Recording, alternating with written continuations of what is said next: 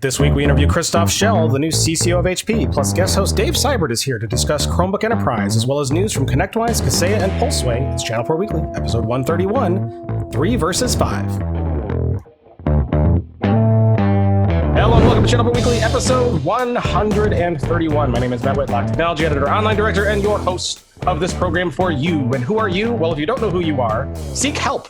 But I will help you for a little bit. If you don't know who you are a VAR, an integrator, an MSP, an IT solutions provider, an MSSSP, a CSCLE, CPT squared. Yeah, if you're one of those, you're definitely in the right place. So if your job title has an acronym or you work with acronyms all day, you know that this is the show for you. Joining me this week and every other week is executive editor and rocking the cool specs and the jeans with the sport coat, his distinctive style, Rich Freeman. Greetings, everybody. And for those of you watching on video, welcome to my hotel room. Yes, Rich is out on the road again, as he is often, as our listeners and viewers know. But he is in a special place in Irvine, California, where he was attending a special event put on by this man. You've seen him before if you're a longtime listener or watcher of the show. It's always great to have him on. He's super fun. He's smart as a whip, actually, but he's hilarious. Guest host, the CIO for IT Innovators and CEO for the SMB Tech Fest and Pro Tier Peer Groups. I believe I got all that right. Dave Seibert. Awesome, thanks, Matt. I love the intro. I'll try to be all of that. No pressure, right? You don't even have to try, Dave. You're just that awesome. So lots of folks have known Dave has been a guest host a bunch of times, sometimes filling in for Rich when he's not around. So it's always a treat to have you on to discuss things. And of course, you are also like, a CIO. You're totally entrenched in this business. You work with customers. You know this stuff. Yes to all the above, or at least I try. So for those who might be new, do you want to give everybody a quick, just 1 minute paragraph overview of who you are and what you do? Yeah, absolutely. And the nighttime bedtime reading is daveseibert.com. So, but the quick answer is I'm entrenched in our market, our industry. This is my passion. This is what I love to do. So IT Innovators is an MSP in Southern California of about 24 years. I also do a quarterly technology conference for solution providers, MSPs, and all the other fun acronyms in our industry, which is smbtechfest.com. And hopefully we'll probably chat. We just had a show yesterday. And Matt, as you mentioned, I also run peer groups for partners for many years, which is protierpeergroups.com. So I wear a few hats in life, do a few other things. Love doing it. Wouldn't have it any other way. And not only do you wear multiple hats, at most shows I see you also wear 2 badges. So it's always good to know to have a backup with your name on it in case you get that drunk. It wouldn't be so funny, but I was at CES about 2 weeks ago, and what they have, 180,000 people. Anyway, I had 2 badges there also. And everybody's like, hey, you're the only person I've seen with 2 badges. So now my moniker, my thing is, you're the guy with 2 badges. People remember me that way. How funny. It is a memorable thing because you don't see it all that often. But anyway, thank you so much for being here. It's going to be a great show. So let me just kind of give a little recap of what we got. We're going to be talking about some news, some security-related news coming out about ConnectWise. So we got that. We also have a story on Kaseya, talking about some things that they have in store for 2020. Pulseway's got some new news in our show sheet here that we're going to talk about. We're going to talk about Chromebook Enterprise, whether that's a breakthrough or a bust. We have a killer interview. HP's new Chief Commercial Officer, Christoph Schell, did an interview with us last week where we had missed the cutoff for that week's show, so we're going to put it into this show, but it's an awesome interview. Definitely you don't want to miss it. And we got a museum pick, tech pick, and more. It's gonna be great. So now, Rich, you are in a hotel room in Irvine because you are at Dave Seibert's SMB Tech Fest show. How did that go? It went great. And in fact, it's a sort of a fixture on my calendar every year that in January I'm going to make my way down to Southern California to attend the first SMB Tech Fest of the year. And this is the quarterly show. Dave does these 4 times a year here now in the Irvine area. This is actually the second time Dave has done this show at a new venue he's using, which is fabulous. So, a great setting for the event, but also a great event. He had, and you'll correct me if I get that mispronounced name, but it was Brent Watkins, right? Yes. Former retired FBI agent, now a consultant in the cybersecurity world. Very interesting speaker. Larry Walsh from 2112 Group, one of the smartest observers of the managed services and ChannelPro landscape there is out there. He came out and gave a talk yesterday, which I absolutely adored. It was hilarious. Larry gets up on stage, and the first thing he does is apologize, because I'm going to throw a lot of numbers at you folks, and nobody likes numbers. And I'm thinking, I love numbers. And so it was just Dave too. It's just a really, really interesting talk based on some research that he's done recently. And then Dave also did on stage a Q&A with the CTO of, what is it, Microsoft US, their CTO? Microsoft US CTO, David Totten. And he was awesome. I mean, he's been at Microsoft 15 years, and his insights in technology. We talked platforms. We talked new technology trends. Where are things going? What do partners need to know? It was a fun one-on-one. And it was actually a really great, the timing was great to have him at an event like this, because as we all know, there is nothing that matters more to Microsoft right now than Azure consumption. And so they are looking for anyone and everyone to develop applications, host them on Azure, and drive Azure consumption.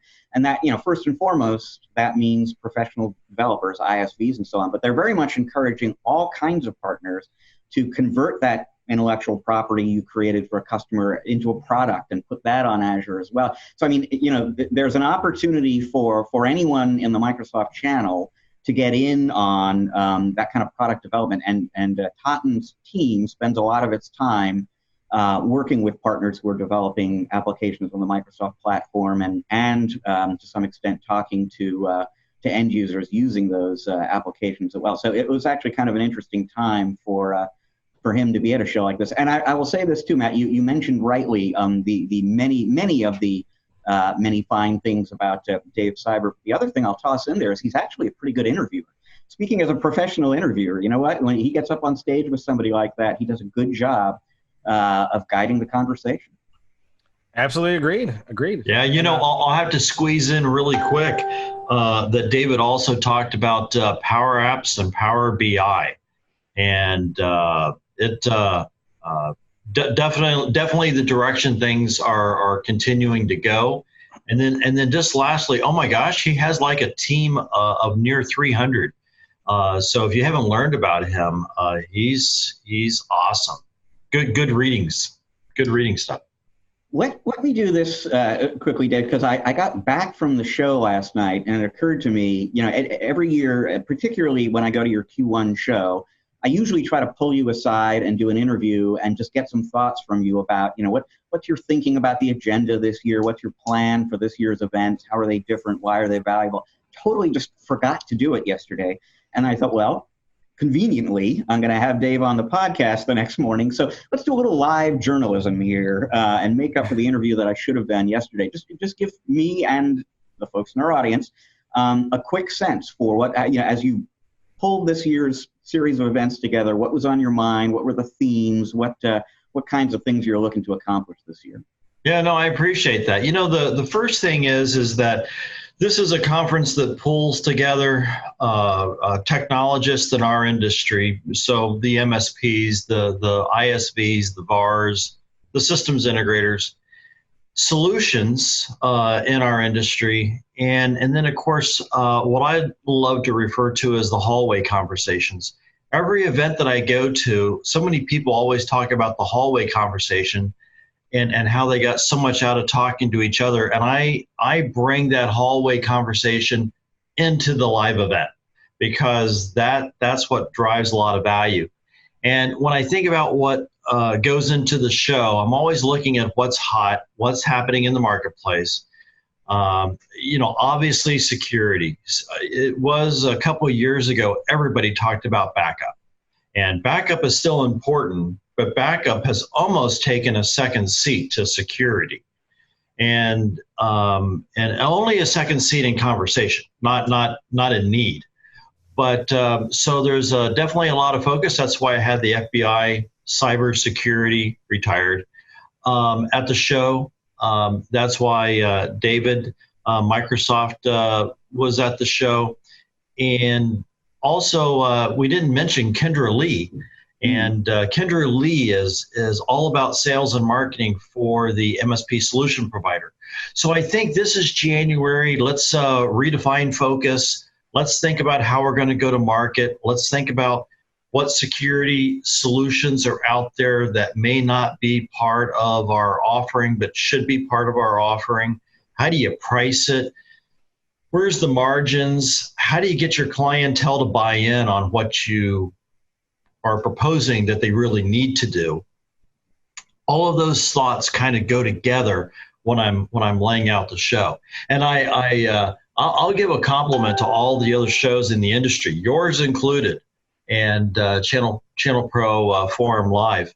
And when I go to these shows, boy, I pick out the gold nuggets of the things as a solution provider myself that help my business. And I take all those nuggets and drop them into the show, or find a way to drop them into the show. And that's really the thought process that happens, that goes. So network, talk business, talk technology, and help everybody drive things forward into 2020. Now, I know you like to kind of mix it up a little bit, speakers and so on. So just kind of looking ahead to the Q2 event, do you have a different special guest speaker or anything like that you can talk about? So the thing to know is it's not a road show. And what I mean by that is that a road show traditionally, Holiday on Ice, if you remember those, you had the same cast of characters in a good way, and they go across the country and they present the same topic because you're traveling across country. In my case, I consider home base Southern California. That's where the shows are done by design. And as a result of that, when people come in and attend the show, I do not repeat topics. So I may have a speaker that may be at the show twice in the year, but they're going to talk about something original, something unique. So no repeat topics, I think, is the first thing to know. And then as far as the theme, it's creative and spontaneous in that I plan the next quarter as soon as the first quarter ends. So I'm literally planning quarter by quarter, and that's by design too, because our industry changes so quickly, so fast. I mean, you guys, ChannelPro, I get your daily news briefings, and your journalism, you're on the game. But my point is that news happens that fast, and therefore I by design plan the shows each quarter, because each quarter there's something that's happening in our industry that makes it relevant for everybody to attend. And that's what keeps it fresh and exciting. And I'll make a little teaser announcement since you kind of brought up Q2. So our diamond sponsor for Q2 is Google. And so Google will be at the show. This will be, they were at the show last year, and they'll be at the show again this year, Q2. So I'm excited to kind of make that announcement with you guys and the audience. Good one. No doubt you'll be talking about a lot of numbers, because I know you really like numbers. I'm okay with numbers. Like I really like number 3, but the rest of the numbers are just all kind of overrated. I happen to like the number 5. We'll get into that when we talk at the bar and have some fun. 3 versus 5. Yep. But I got to tell you, speaking of numbers, I know it can get boring and you jump into the weeds, but businesses are driven by KPIs. And when you have a handle on your KPIs, your business takes off like a rocket ship. And if you don't have a handle on your numbers and you don't know your KPIs, you're just kind of suffering and you don't know why, and you don't know what to do about it. And you're just throwing stuff against the wall. So we tease about numbers, but they really do help our market move forward. That they do. Well, awesome. So your next show is in April, Southern California. It is. Go to smbtechfest.com, right? smbtechfest.com, and you can do /events, and April 15, 16. Awesome. So go there. We'll put a link to that on our show sheet so people can find that after the show. So go and check that out. And nobody likes a slacker, so make sure you're there. Right. And we at Channel Pro are very anti-slacker. I agree.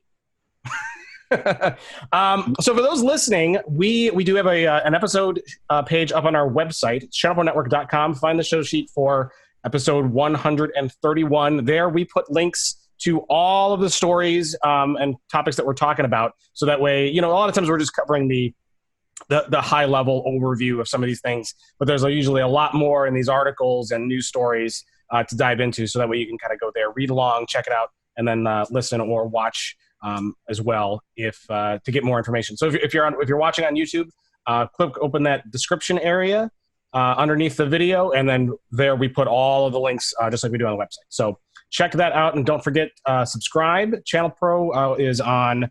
We're on Apple Podcasts, Google Podcasts, Stitcher, pretty much anywhere where podcasts are aggregated. You will find us there. So make sure you subscribe and listen along with whatever you're doing. And also, if you want to subscribe on YouTube, hit that notification bell so that way you get notified of new episodes and you can watch along there. All right, we're going to go ahead and dive into the nitty-gritty. Rich, ConnectWise has some security issues that were announced by Huntress. At least that's who the briefing was. I don't know if they discovered the vulnerabilities or what. But what's going on with ConnectWise Control? So okay. Well, it was a relatively slow news week, actually, except for this particular story, which was broken by our friends at CRN, and they were acting on some vulnerabilities discovered in ConnectWise Control, the remote access solution from ConnectWise. The vulnerabilities were discovered by a security company called Bishop Fox.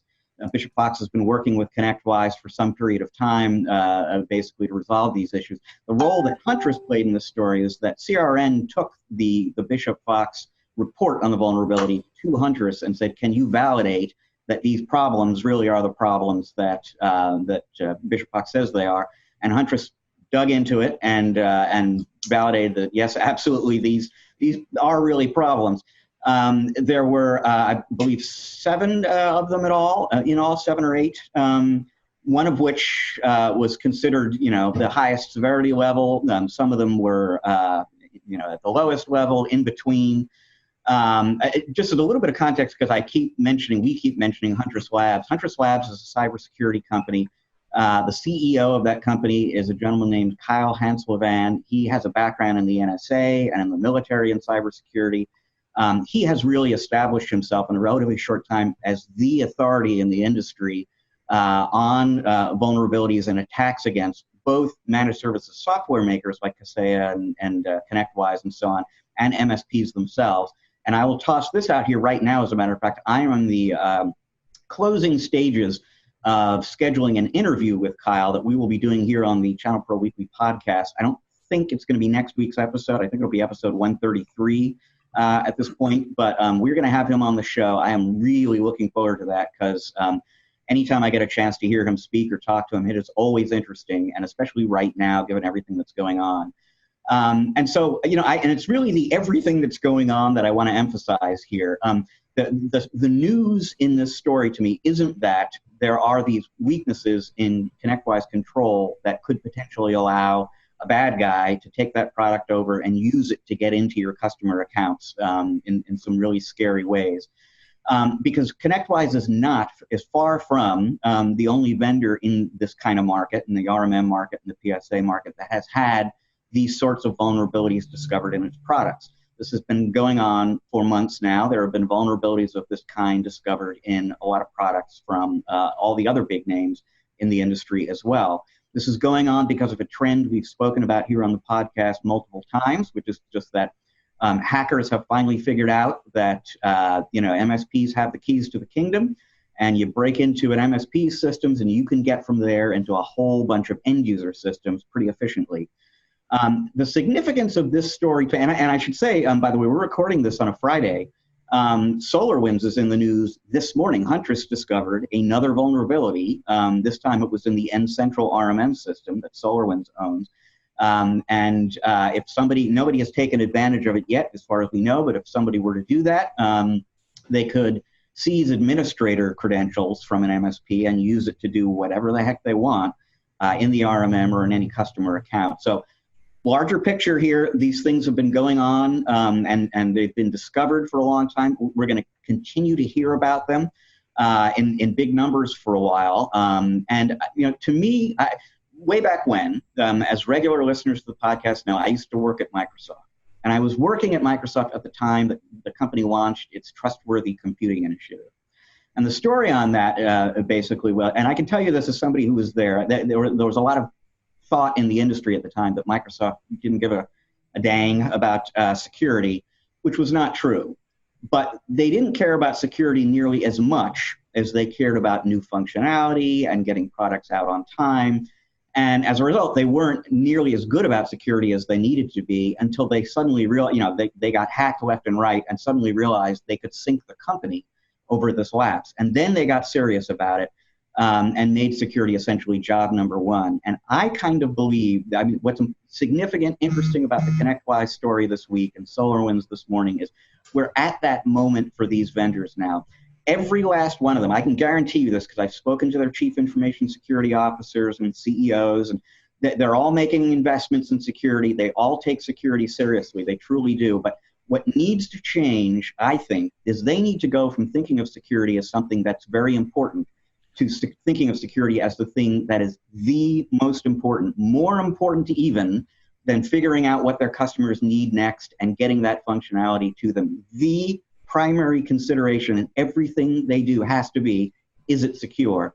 And I suspect they're learning that, and it'll be real. One of the things to watch in 2020 will be the extent to which you can see them kind of make that shift, because I think it's important.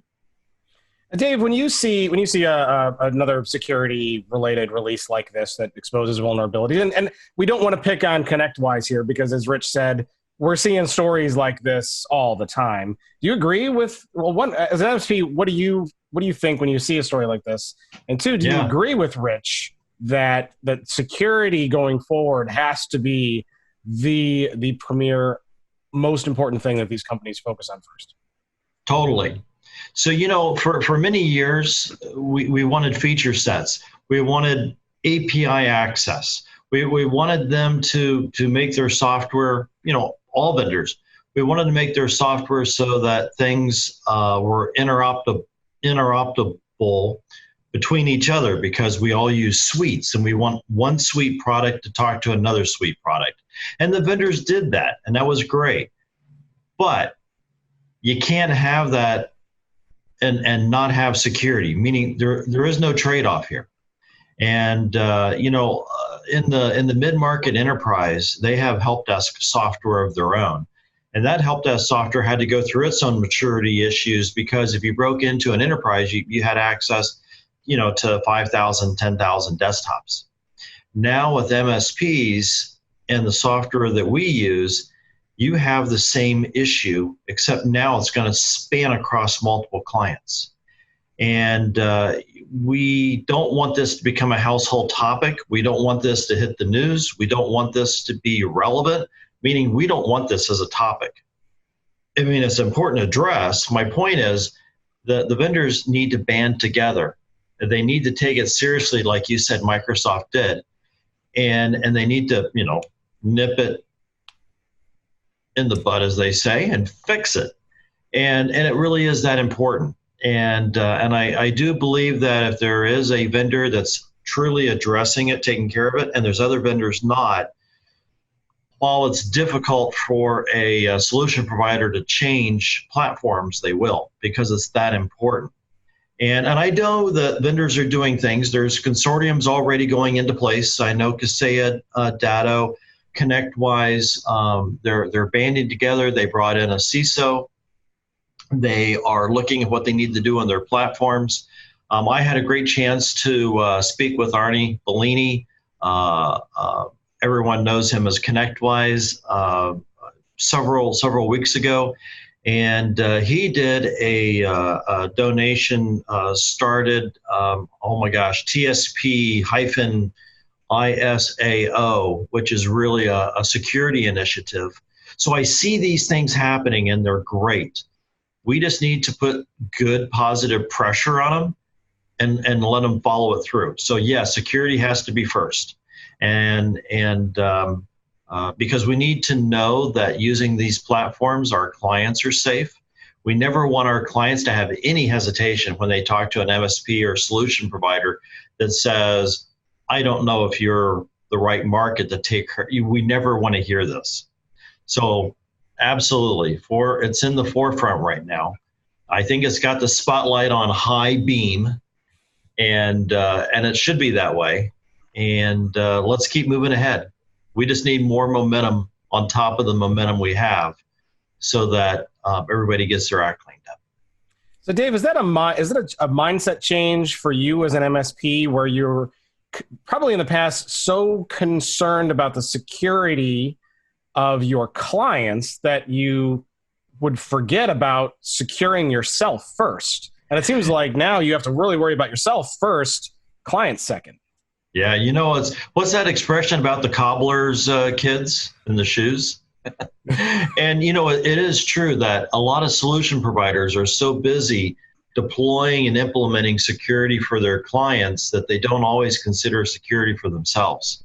And I think to some extent they kind of, I don't want to say they presumed, but they took that the platforms they used would take care of any issues that they might have had on their own.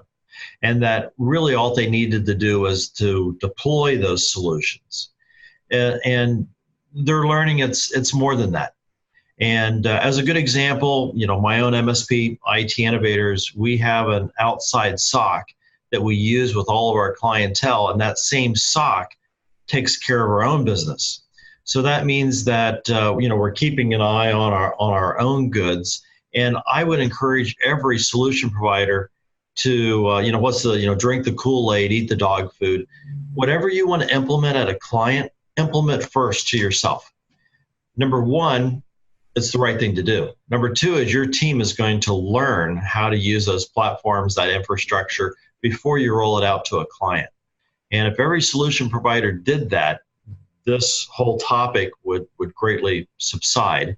And then, of course, the second part of that is to get the vendors to continue banding together, meaning we want them to do this. We encourage them to do this, and they need to do this, and we'll get it taken care of. It will never go away. Really fast, the scary number that I learned a year or so ago at another event is 3 to 1. And what I mean by that is for every $3 that the hackers and foreign entities, governments are spending to hack us, we're spending $1 to fight it. So that means they're ahead of us 3 to 1. So it's not going to go away. We just have to continually stay on top of it. And just a few really quick kind of closing observations here, Dave. So first of all, you made a really, really good and important point earlier on that I really want to emphasize, which is that there's almost no word that MSPs like more than openness when it comes to these products we're talking about, right? And anytime there's an acquisition or a merger or a private, people, well, what's this going to mean for openness? Openness and the ability of these products to interoperate is very important for obvious reasons to MSPs. But along with open, if platforms are open, that means potentially they're open to people who shouldn't be in there too. So it is a challenge for these vendors to provide this interoperability, support this openness, but do it in a safe way. And I think it's important to call that out.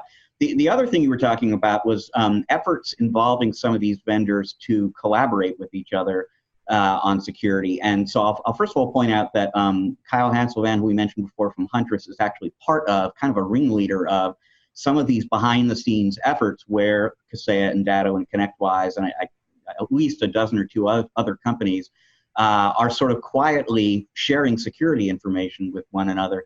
And the ISAO that you mentioned that ConnectWise has spearheaded, It's a separate venture from that, and we'll talk to Kyle about it a little bit and understand what it's about. But both are examples of the fact, as Kyle has said to me before, that the only way we win this war basically is by banding together to do it. If it's the bad guys against each of us individually, they've got us beat. If we're working together, if we're sharing information, we have a real chance of kind of fending them off. And the federal government knows this. And, ordinarily you would not want to hear that a bunch of vendors like Datto and Kaseya, who are supposed to be competitors, are quietly sharing. It sounds like collusion. It sounds like antitrust problems. But the government actually says, in this context, do it. Please, we encourage you, because they know, too, that is the key to fighting off this threat. So real fast, we can't let this topic go without 2 points super quick. The first one is two-factor authentication. And many solution providers have not implemented two-factor authentication for themselves. Do it. That's number one. The second one is I want to put some realism on this. So I run peer groups, and 2 things to share. Some people think, it won't happen to me. Well, let me tell you, it's happening way too often, meaning attacks.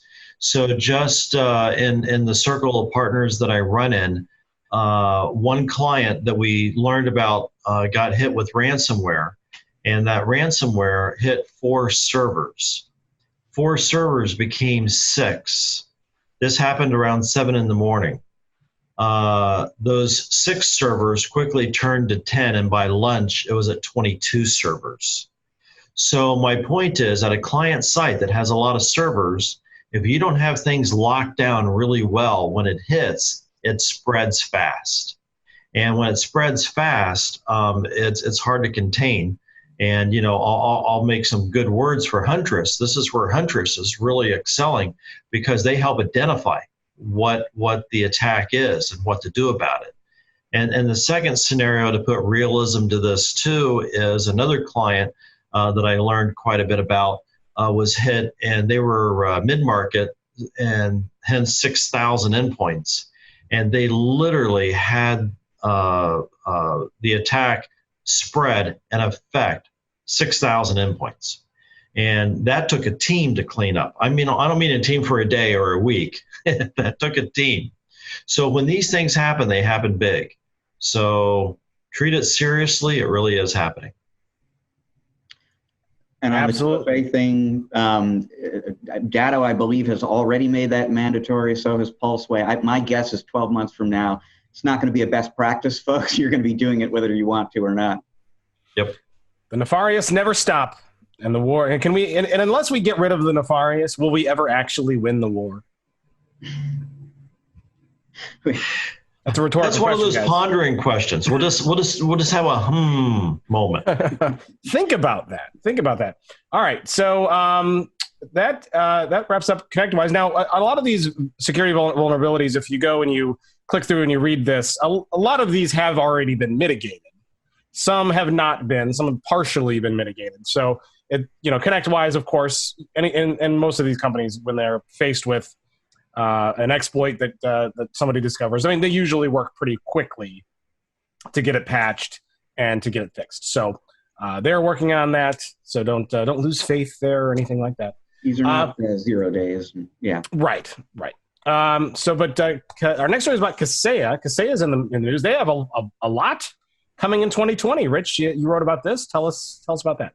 Yeah. No, so they reached out and offered an interview with Fred Vacola, their CEO, and I jumped at the opportunity. Now their hook for this, the reason they wanted to do it is because they're coming off of a record year for them. They had $300 million in billings. The company's valued at $2 billion now, and they're feeling pretty good about themselves. I don't blame them, and so they were crowing about it a little bit with the media. And we tend to shy away from what I think of as momentum stories at ChannelPro, because I don't know how relevant that really is to readers. But anytime I get a chance to talk with Fred, I will usually grab that opportunity, because he is a consistently interesting guy, and he's always got some new information and something interesting to talk about. So mostly what I want to kind of focus on here is just some things he talked about with respect to 2020 coming up for Kaseya.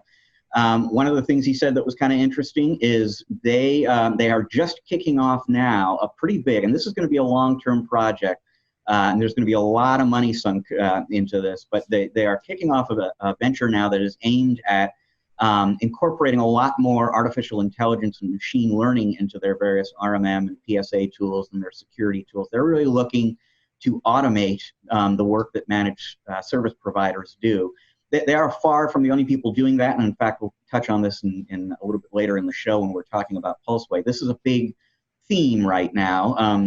You can almost think of where we're at in the industry now as kind of an inflection point where all these tools were created that allow MSPs to do a lot of what they do efficiently but manually.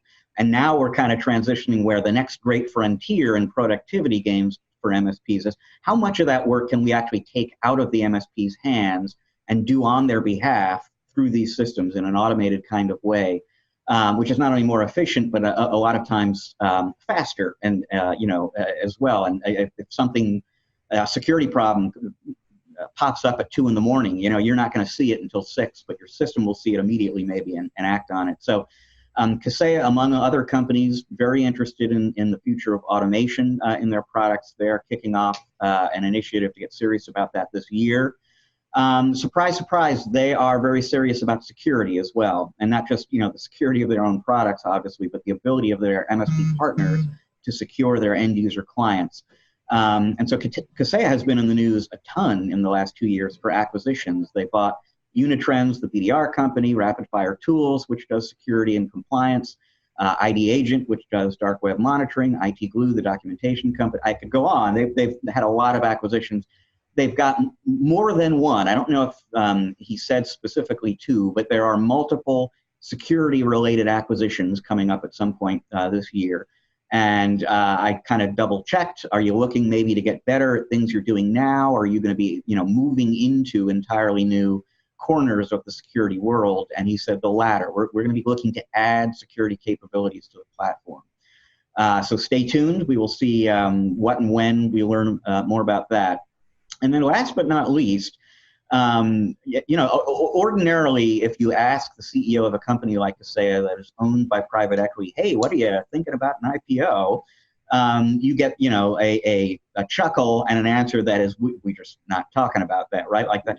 But I didn't even ask Fred. It didn't even occur to me to ask Fred about an IPO, partly for that reason and partly because they just got this $500 million private equity funding round last year. And I figured they're at the beginning of another cycle of investing through private equity. And so there can't be an IPO coming up soon. He just sort of volunteered during the conversation that right now, the plan is that they will file for an IPO. They'll put the S1 in the works, as it were, in Q4 of this year. Now, he was very careful to emphasize that's the plan now. He said, well, let's see what happens to the economy. There are things that could change. But as they look ahead to 2020, they're thinking in Q4 they'll get the IPO process started. And he says for partners, this is a good thing. We just landed $500 million that we're investing in products and roadmaps in the business. If we go public, you're going to be looking at billions of dollars coming in that we will have at our disposal to invest, and that's going to mean more functionality for you faster. So there are other, anytime private equity invests in these companies as well, you worry a little bit about cutbacks and price increases and the bad things that can happen. Anytime a company goes public, you wonder a little bit, now that they're on a quarterly reporting cycle, does that change priorities in some way maybe that is counterproductive? But, from Kaseya's perspective, all good from a partner standpoint. And a year from now, we could be talking about Kaseya going public.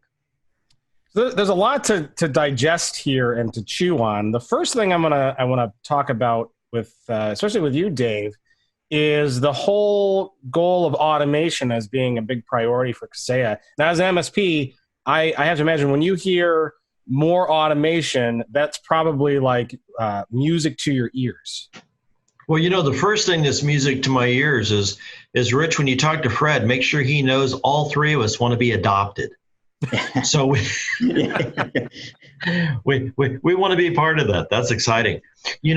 Automation really is key to any successful MSP. That is how we scale. That's how we implement best practices. That's how we handle thousands of endpoints. And that's where we have an incredible benefit over if a company has an IT pro, meaning in-house IT, most of them are doing manual labor work. That's mostly how they structure themselves. And as an MSP, we're looking at a way to scale so that we can handle hundreds of clients with thousands and thousands of endpoints. And in order to do that, automation and AI is real important. And, I'll give you one simple example. You kind of touched on it a little bit, but let's say it's 3 a.m. in the morning. Let's say that a service running on a server, say that 10 times fast, was to fail. Through automation at 3 a.m. in the morning when, most people are sleeping, that service can turn around, open a ticket. Once the ticket is open, the service can turn around, stop, and restart the service.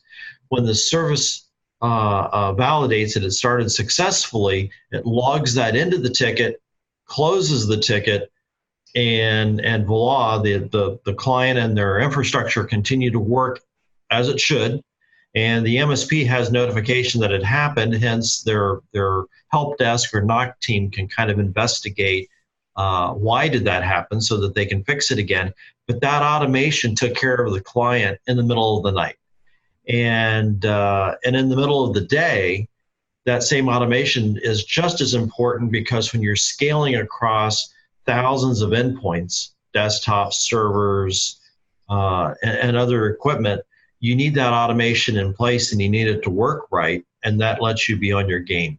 And quite a few of the RMM tools have done things like this for years, which allows MSPs to grow the way we have.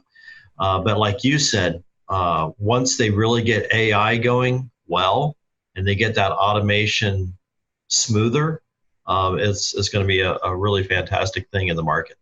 Hey, Davis, a philosophical question for you. If a service on a server stops and restarts itself and a technician's not there to see it, did it actually happen? Yes. When a tree falls in the woods, does it make noise? Yes. Oh, fun stuff. Yeah, okay, so definitely AI is going to improve the automation. So this is probably definitely a good thing for you. Now, the security focus is also, I think, another thing we want to talk about. We're just talking about it with about the ConnectWise stories. Obviously, security has to be this big investment going forward.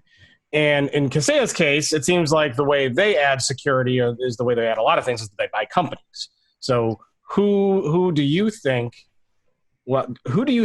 is on their radar? And also, do you think that the potential IPO is kind of related to that because they might have to make some very large acquisitions in the future? I think that we've all watched this trend happen, and we didn't know where it was going to go, meaning collectively there's 5 or 6 large players in our market. And we watched those 5 or 6 key players, get private equity. We've watched them do their M&A, and so many have happened in a short period of time. They're still integrating them. And it's, while it's a good time, it's a dangerous time at the same time. And what I mean by that is that it's really great to watch the maturity and watch them grow larger and bring more tools together. But it's also a dangerous time because they still need to integrate it. That takes time, 6 months, 12 months, 18 months. And as they integrate it, that means all of us need to learn those new interfaces. But as they integrate it, it also means they have to handle security.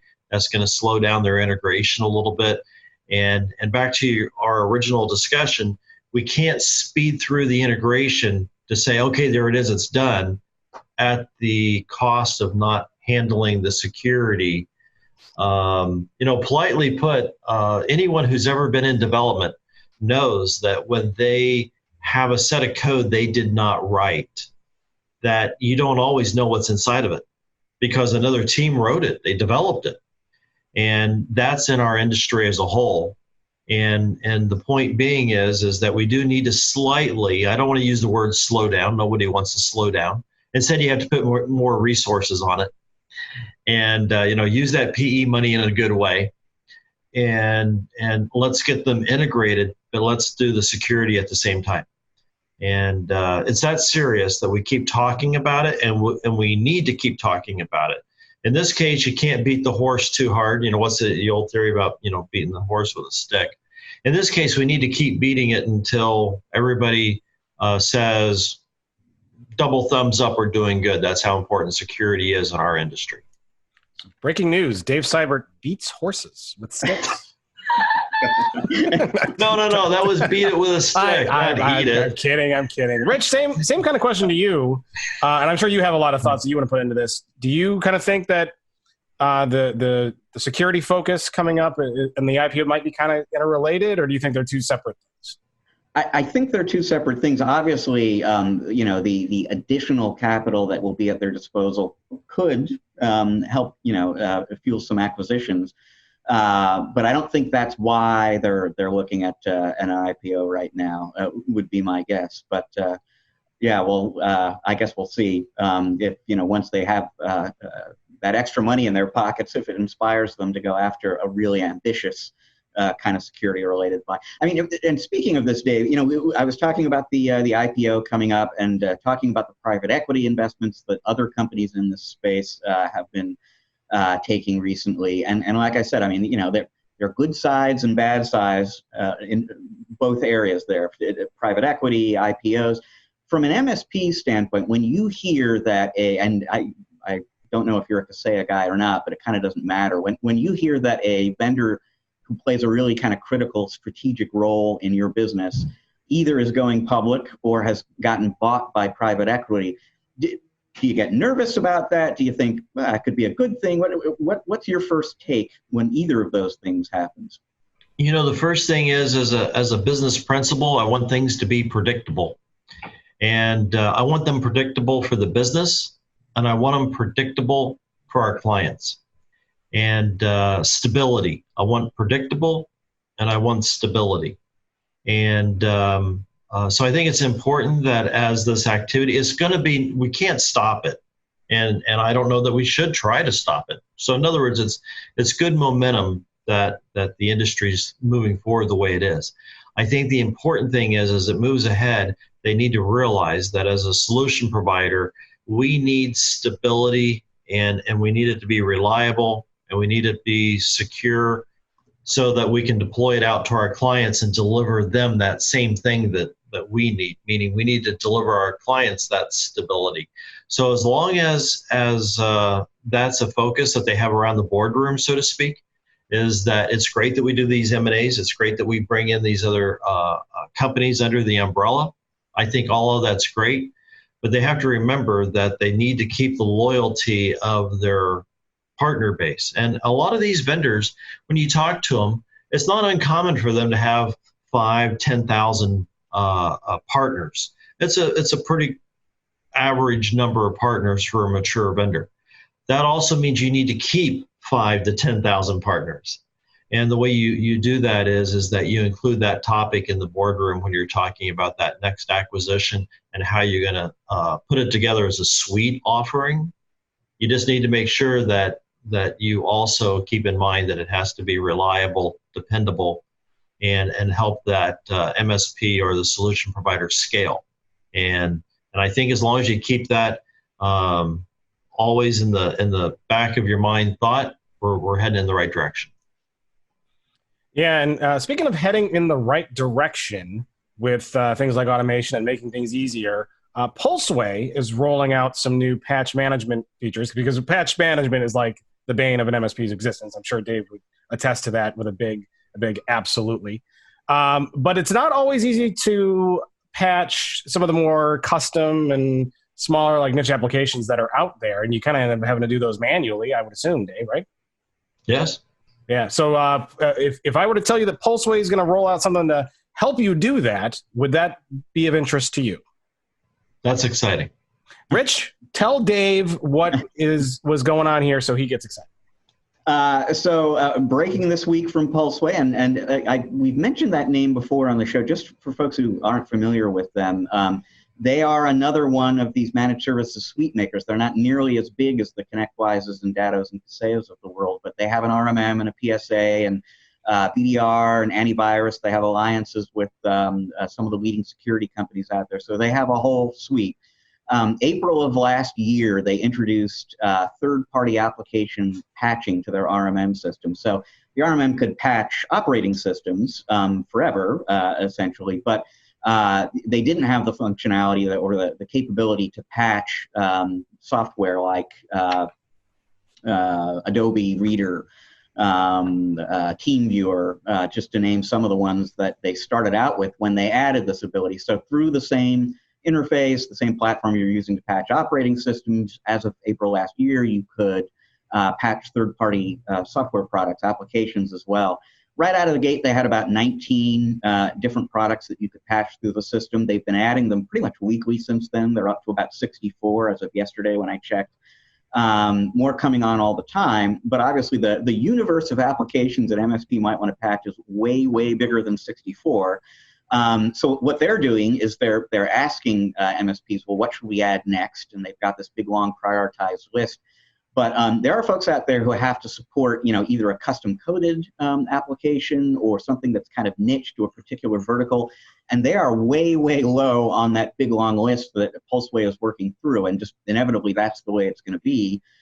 So what Pulseway did this week is add some functionality that allows an MSP to add more or less any a product to that patching system and patch it through the RMM. All you really need to have is an MSI and a URL that points to that MSI. And if you can kind of tell the system, here's where the patch is, it will import it and it'll analyze it and it'll look at all the endpoints under management and see who's got it and who doesn't, and it'll roll it. It'll go through the whole patching process for you. And so essentially for somebody who has systems to patch that aren't on that list of 64 and might not be for a long time, here's a kind of do-it-yourself, roll your own sort of way to jump to the head of the line. And so that's the big news from this story this week.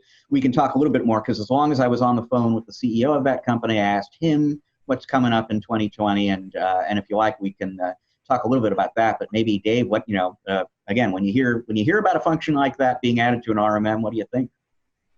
There's two thoughts that come to mind, and that is, the first one is most of the RMM tools are adding in, if they don't have it already, patch.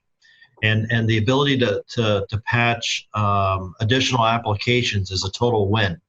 But I'm going to tell you what I like one step better, and that is if they make it available, there are companies in the market that they're offering is patch, meaning it's not hooked in directly to RMM. So it's great when you have an RMM tool and it has patch. What I would love to see, and maybe they've done it, I haven't read the article, but I would love it if they actually had patch as a service that you could acquire and use on its own. Because it is really difficult for many MSP solution providers to change RMM tools. I mean, you make a big investment, there's a learning curve, but the ability to turn around and take a dedicated patch platform that has the power that you're talking about and be able to deploy that without necessarily having to change RMM, that is a grand slam hit. And now it's great that it's embedded in RMM because Pulseway has a good product, and anyone who is on their RMM platform is going to gain. But they could gain a lot more market share if that patch system, everybody knows WSS. Microsoft has WSS for many years. That was a patch system that worked regardless of what RMM tool you used. And hence a lot of people deployed WSS. It's not as sophisticated as what you're talking about, but to be able to have patch as an independent piece, that would be awesome. Rich, do they offer this as an independent piece, or is it only part of it? I'm aware of, but what a really interesting kind of business idea for one of these companies. Because yeah, if you had the very best service of that kind, it would be a really interesting. It becomes a new revenue source for you, but it also kind of becomes an inroad into the ConnectWise user base or something like that. And I would give them a revenue plug, meaning that you should not run multiple RMMs. My point is, as a solution provider, if there's 6 RMM choices, you're going to choose one and the other 5 don't get your business. That's simplistic. On the other hand, if you have an independent patch, all 6 flavors of RMM, whatever you run, you can still buy and use their product. It opens up your market share. And if you're Pulseway, and Pulseway obviously is fighting for market share against much bigger companies, it's a foot in the door. Maybe that doesn't go anywhere, but MSPs do change platforms sometimes. And if you get that little toe in there, hey, we're your patch management guy, maybe they start taking a closer look at other products. So it's an interesting idea. I don't know of anyone who's doing that right now, but somebody should be investigating that. Well, and hopefully down the road, Rich, you said that they support 64 titles. Honestly, do we really even need more titles than 64? That's a good number. We should just not have any more programs than that, and then we don't have to worry about it. Let's just tell everybody, don't develop any new programs. Let's freeze it at the 64. That is one approach to solving the patch management challenge. Yes, no more new software. I like it. Let's push that as a solution. Like that's going to happen. So that's going to wrap up the news that we have this week. We have another interesting article that we have up on the site now that talks about Chromebook Enterprise. And we're going to have a little discussion here about whether that's a breakthrough or a bust. This is a fun topic. Rich, tell us about this. Well, let me set this up a little bit. For faithful listeners of the podcast, they might recall that back, I'm going to say 6-ish months ago, Dell came out with a couple of Chromebooks that were, they said, the first, market-ready shipping Chromebook Enterprise devices out there. Chromebook Enterprise is a platform from Google. It's meant to be a commercial-oriented, business-ready version of the Chromebook. The Chromebook is, typically most people think about it in the context of education. And there are different, requirements in terms of management and security that businesses have. And so Chromebook came up with this Chromebook Enterprise platform, and they're encouraging hardware makers to introduce Chromebook Enterprise products. At this point in time, in addition to Dell, I'm nearly positive Lenovo has a product. I'm sure there are others out there that I'm less familiar with. When the Dell products came out, we actually talked about it on the podcast here. And I remember Matt was kind of thinking, is there really going to be a big need for this kind of a product? What's the market niche that this is going to fit into? And a lot of that was specific to the Dell products we were talking about and their price points and so on. But there was some question about how big a potential market is there for Chromebook Enterprise generally. And so we went out and we put a story on in development for the magazine that asked precisely that question: how big a deal is Chromebook Enterprise going to be in the commercial space for our readers? And the experts are a freelancer went out and talked to. We're a little circumspect on that, and not really kind of willing to say this is going to be a giant thing, but. As the industry moves in the direction of the cloud, a cloud-first kind of hardware platform might begin to make a lot of sense to a lot of companies.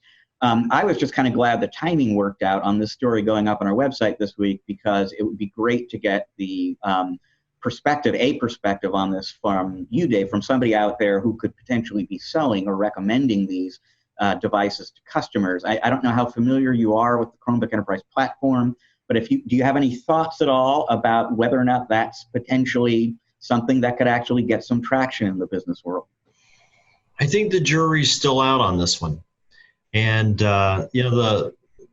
the business world is still, right or wrong, a Wintel world.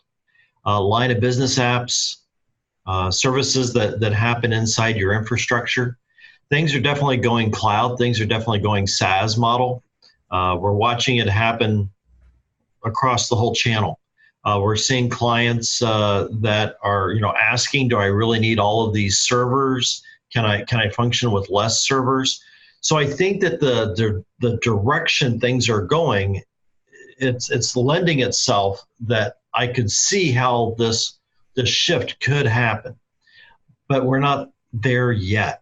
Meaning there's still so many applications that run inside the business locally. There's still so many line of business that are really Windows based. We're just not there yet. I totally see the win in education. I totally see the win in I hate to use the term low cost, but it's a cost-effective solution. It really is. And I totally see where it fits. But I'm not really sure that we're at a place yet that we're ready to lay aside a Windows machine and put that on the desktop instead. And so that's why I say the jury's still out, because I see different work environments where that could actually be the case.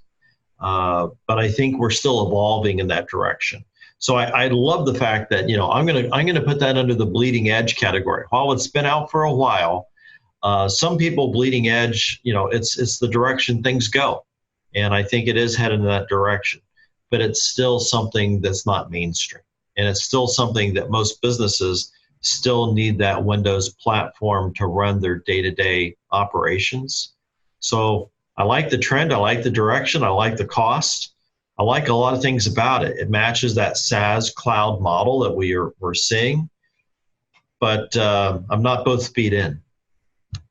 Yeah, it's interesting because I wonder, whenever Chrome and Chromebooks and so on come up, I think you're absolutely right. The jury is out, and I think this is a longer-term trend that's playing out. But it's striking to me. One of the things I've been working on this week is writing what's going to be the cover story for our February issue, which ships within hours, folks, and we'll send it off to the printers. But our cover story is going to be the annual State of the Channel survey. We go out once a year and we collect a lot of research data from our readers, and every year the percentage of our readers who are selling G Suite keeps creeping up. It used to be nothing, and it's in the 1/3-ish kind of range, if I remember right. At this point. So, channel partners are selling it. Well, it doesn't mean they're selling a lot of it, but there are more partners who are actually supporting it. Precisely because Chromebooks are so popular in K through 12 right now, there are millions and millions of kids going into college, coming out of college, and they were not raised in the Wintel world. They were raised in the Google world. They're going to be totally comfortable when they go to work in some corporation or other, getting handed a Google-made device. That's kind of what they're used to. That's what they were probably using in school and in college. So I think some of the resistance maybe to Chrome and Chromebook is really from old people like me. And I think over time, we're going to be less and less of an obstacle, if you will.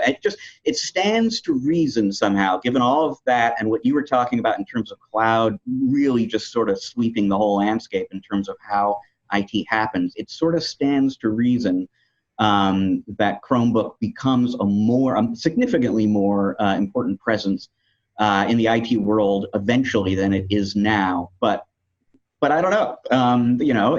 There could be a cap to how far that goes. But I'm in agreement with you. I remember, so your statement about Google and Chromebooks in schools is 100% right on. But do you remember that before that wave, we had Apple in schools? And Apple was deeply embedded in the schools, similar to what you're referring to now.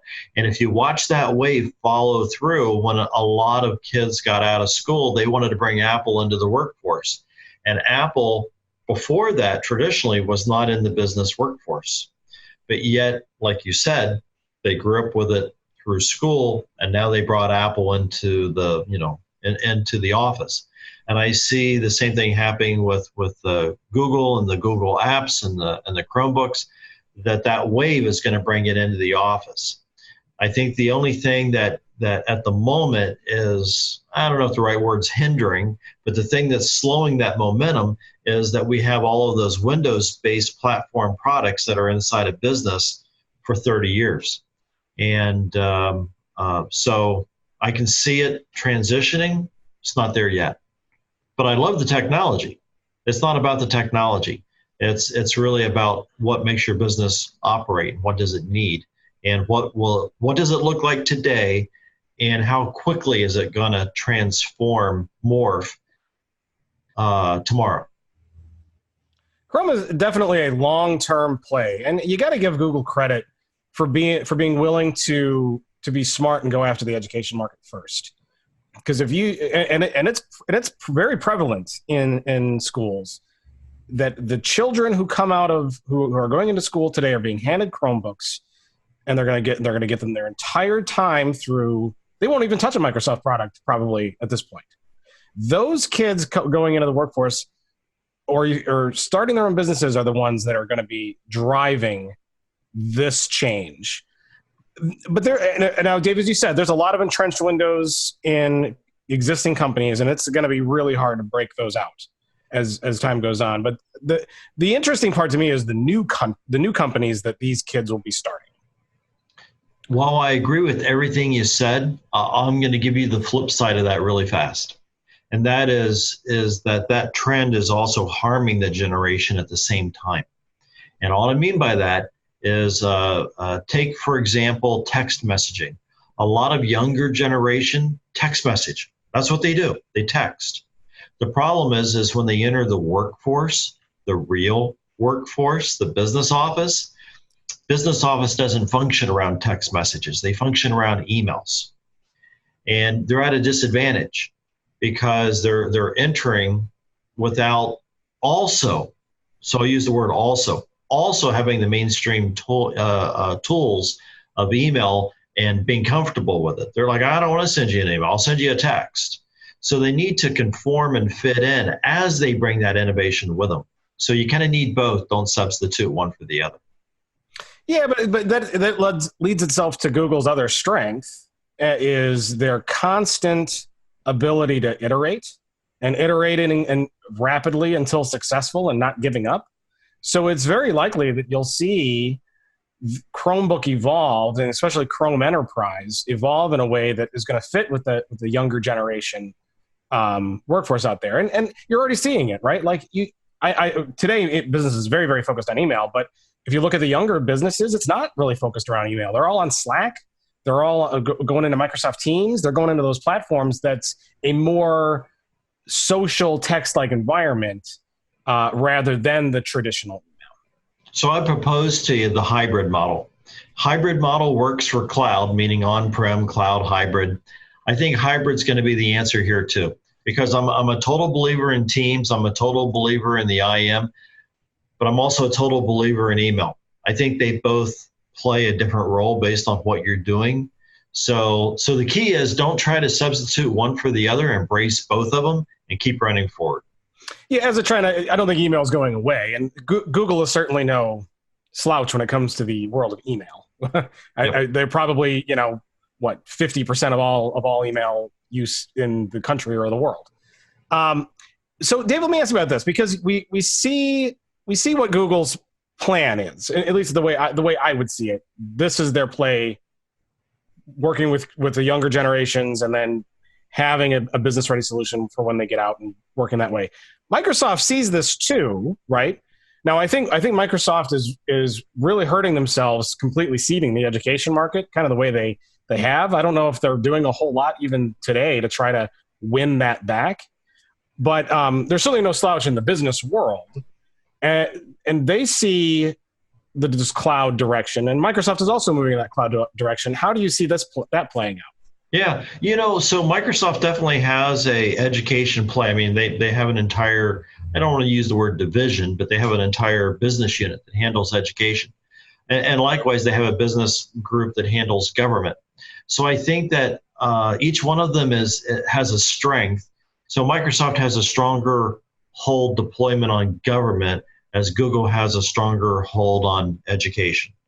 That doesn't mean that Google doesn't want government business, and it doesn't mean that Microsoft doesn't want the education business.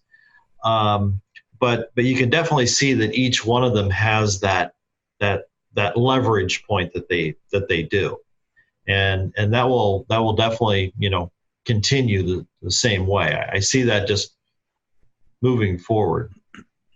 Do you think Microsoft's going to end up in the same place that Google's going, which is having everything cloud-based?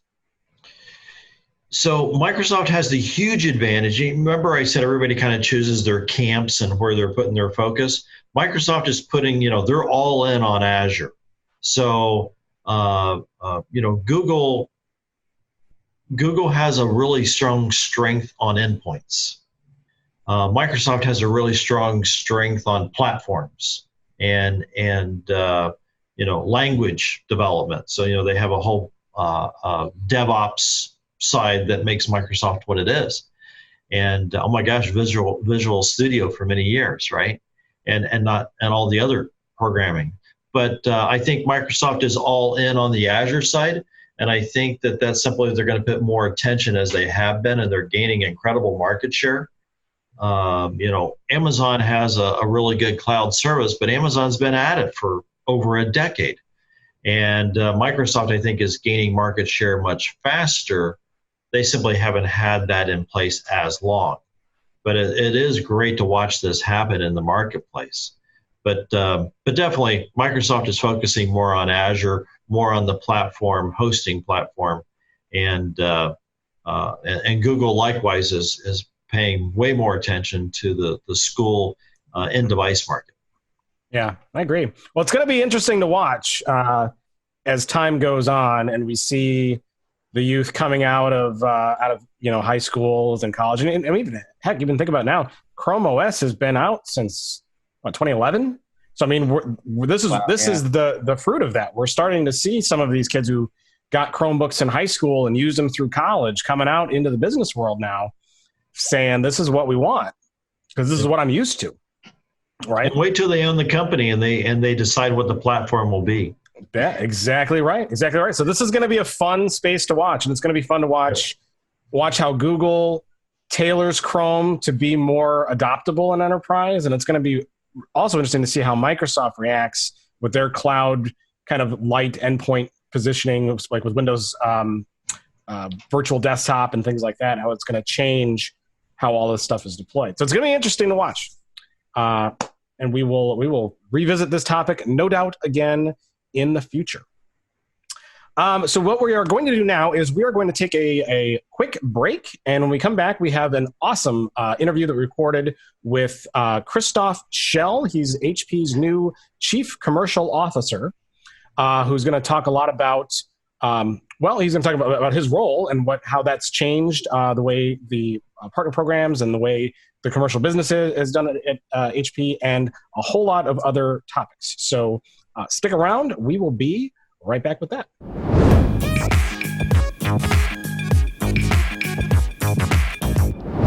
All right, and welcome back to part 2 of ChannelPro Weekly, where we're going to have a great interview segment coming up. So HP has been in the news a lot lately, highlighted mostly by an unsolicited bid by Xerox, which HP has rejected.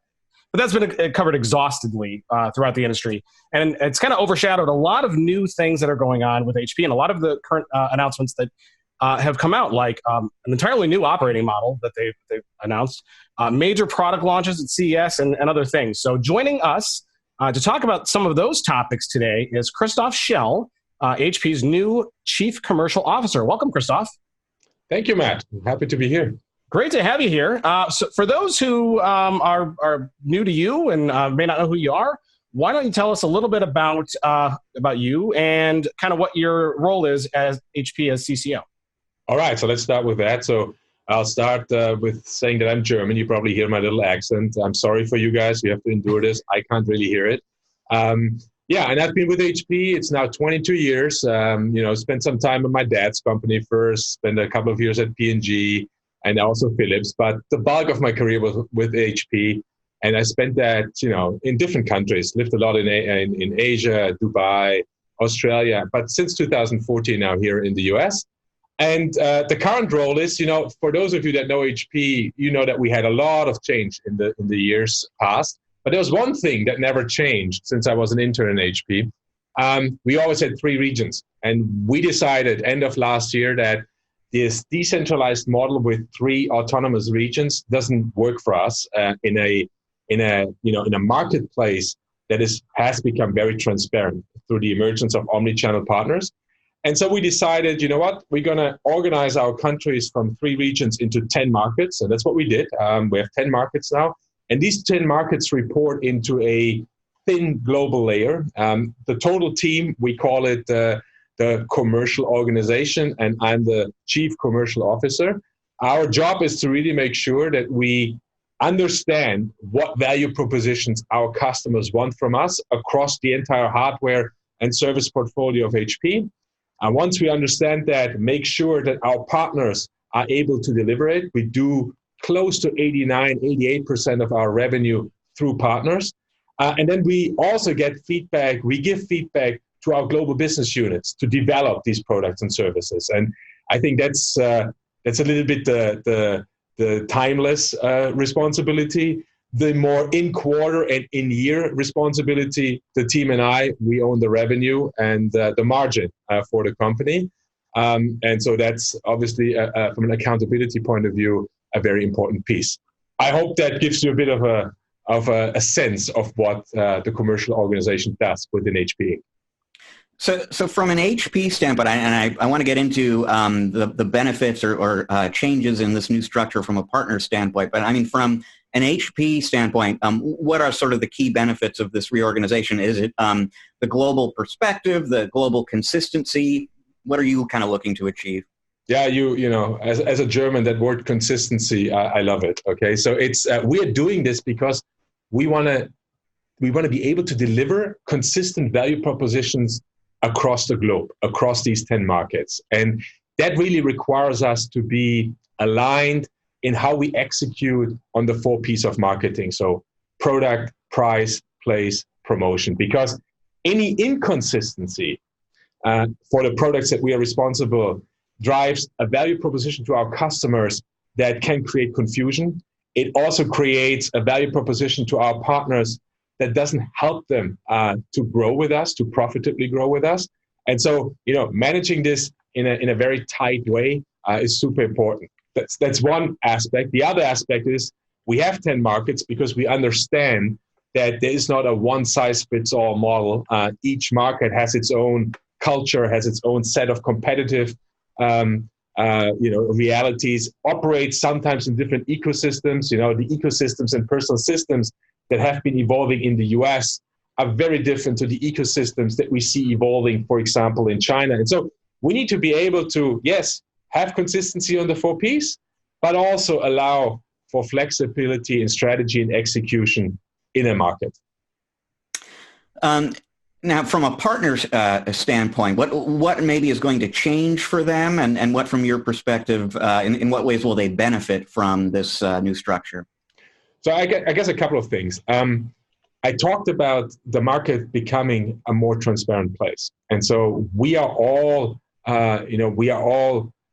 interested in the relationships we have. But I think the currency in which we deal in these relationships is going to change. I believe that the relationships between HP and our partners can be measured by the quality of data that we exchange between one another. Why? This data is super important to deliver outcomes to our customers, value propositions to our customers that really matter to them. And we have today a situation where these data points, they're coming from different sources. On the one hand side, you have HP products that are pinging data back to HP. It's how our customers use the technology. Then you have, in this value chain from factory to customer, you have the partners, and the partners own a dramatic part of the customer journey, whether it's a consumer or a commercial customer. And guess what? You manage this through data. And combining these 2 data points, these 2 data sources, is super important to really define how a customer experiences us. We speak in HP about the segment of one, and what we mean by that is that we want to understand each and every individual customer. Let me give you an example. We have an HP product called Instant Ink, okay? It's basically a subscription service where a customer subscribes in the US, $2.99, $4.99, $9.99, gets access per month to a certain amount of pages, okay? Matt, I'll take you as an example. Let's assume you have a big family, and I know that during holiday, you have to print 300 holiday cards every November. When I know that, I can market that to you. I can give you a value proposition in November to make sure that you don't go elsewhere, that you use your HP technology that you buy through an HP partner to print your 300 cards, okay? And I market that to you on an individual basis. All of this is data-based, okay? And in order to bring those experiences to life, it is super important for HP and for our partners to merge those data points. We have great engagements with our partners. It's actually amazing to see, in particular with some of the larger partners in the US on the value-added reselling side, but also on the distribution piece, how much investment they have taken into their hands in building these digital transformations. And so it's very meaningful conversations that we're having, and I'm super delighted about what I see happening in front of us, how we are able to bring these segment of one experiences to life. Now, is the partner program within your organization? Yes, I have the pleasure of managing that. And I guess coming back to what I said earlier on, in the past, we had different partner programs by these three regions. And these partner programs, they have a big, big impact on the 4 P's of marketing, okay? And so what we're doing right now is we are bringing the 3 partner programs that we're all operating under the umbrella of HP First. We are bringing them into a consistent execution, which means the criteria that we want to pay for and the outcomes that we want to pay for, they're going to be aligned across the 10 markets. We're working this as we speak. I'm aiming with the team to launching the new partner program on May 1 of this year. We have a partner advisory board just before that. I think it's in the March timeframe, where we will share with a select number of partners our thinking in order to get feedback, in order for our partner landscape to influence that. And then we're going to roll it out. And I think you will from there onwards then see, we'll start on May 1 with a very consistent program. And then we will evolve this over time, make it more data-centric, make it more data quality-centric, and basically invest with those partners that we feel can help us bring our strategy to life and invest into this segment of one strategy that we have. And so, more consistency in terms of tiers and rules and benefits and so on globally, but potentially for some partners, fewer touch points as well. I'm not dealing with separate programs, so I'm not dealing with separate people. Yeah, I think it is all about simplification of engagement, okay? We want to be fairly transparent about what is important to us and how a partner can maximize the relationship and engagement for their own business with HP. And we want that to be consistent. We want it to be automated as much as we can. Okay, so there's a lot of investment going on also into the digital transformation of HP, not just from a customer value proposition, but actually how we run the enterprise. A colleague of mine, Richard Bailey, is the newly appointed digital transformation officer of the company. And so there's a lot happening here, but we can only ever do this in complete sync with our partners because of the fact that the majority of our revenue is partner-centric. So we're a few days into a new calendar year. We're about 2.5 months or so into a new fiscal year for you folks. And you've touched on, I think, some of the answers to this question here. But I mean, if you look at your priorities now, both in terms of what you're dealing with now, immediately getting up and running in the new job, and then maybe looking out ahead over 2020, what are some of the big priorities that you're focused on now and will be focused on this year? For me, it is moving from a one-to-many value proposition to a one-to-one value proposition. I mean, that is what strategically is informing all the decisions that we take. Okay, and so that's this timeless model, and I think it is very important that we hit our milestones, and we have milestones set for this year. I talked about one of them, which is the partner program that we will launch in May 1. So that's one. Second one is, we are operating in 2 categories that are very large. They're also very complex to navigate. So if you start with personal systems, very interesting category to be playing in. A lot of change that I see happening this year from an ecosystem point of view. And from a partner and alliance management point of view, that is something that is top of mind for us. I see growth in this personal systems market, which is something that not everybody assumes is possible, but we do see growth and we see consistent growth. I do believe that HP has a very strong value proposition in personal systems, not just on the hardware side, but it is how we bring different ecosystems to life. And then it's also how we're helping to move this business to a more contractual engagement with our customers, and how we create annuities for ourselves, but obviously also for our partners. And then on printing, I think we talked about the opportunity that we have in HP to change the value propositions to customers by actually changing a little bit the business model. We talked about this in the security analyst meeting, where we said, hey, there's 3 components in print. One is the hardware, one is the supplies, ink and toner, and then one is the services. And how we play across those 3, there are 3 knobs that we can dial differently in order to make sure that the outcome to our customers is what they want, but in order also for our partners and for ourselves to participate profitably in this category. And different markets will have different rollouts of this strategy, but you should all look out for in fiscal year 20, so in calendar year 20, to see changes in how we operate from a technology point of view, but then also from a go-to-market point of view. And more of that will be shared with our partners and obviously with our customers throughout the calendar year. And some of it, to go back to what you were talking about before, could be in the area of analytics and just pooling data and acting on that data in a more personalized kind of way. I think that's for me at the core. In order to bring these one-to-one, these segment of one strategies to life, that's what we need to do. We have great collaboration from some of our partners. We want to intensify that. We want to get consistency with other partners as well. But ultimately, we will invest with those partners that we see eye to eye and that are clearly having the same strategy, the same vision as we do. And I think there's great opportunity out there. So you were talking about personal systems before, and I think you're exactly right. There are certainly people out there who will say of personal systems or print, for that matter, that these are not high growth markets, and they're very mature markets at this point. Yeah. So keeping in mind, our audience is very SMB focused. As you look across the next 2 to 3 years, say, in both print and personal systems, where are the big growth opportunities? So I'll give you a couple that I really believe in. So one is, I think a very big topic is security.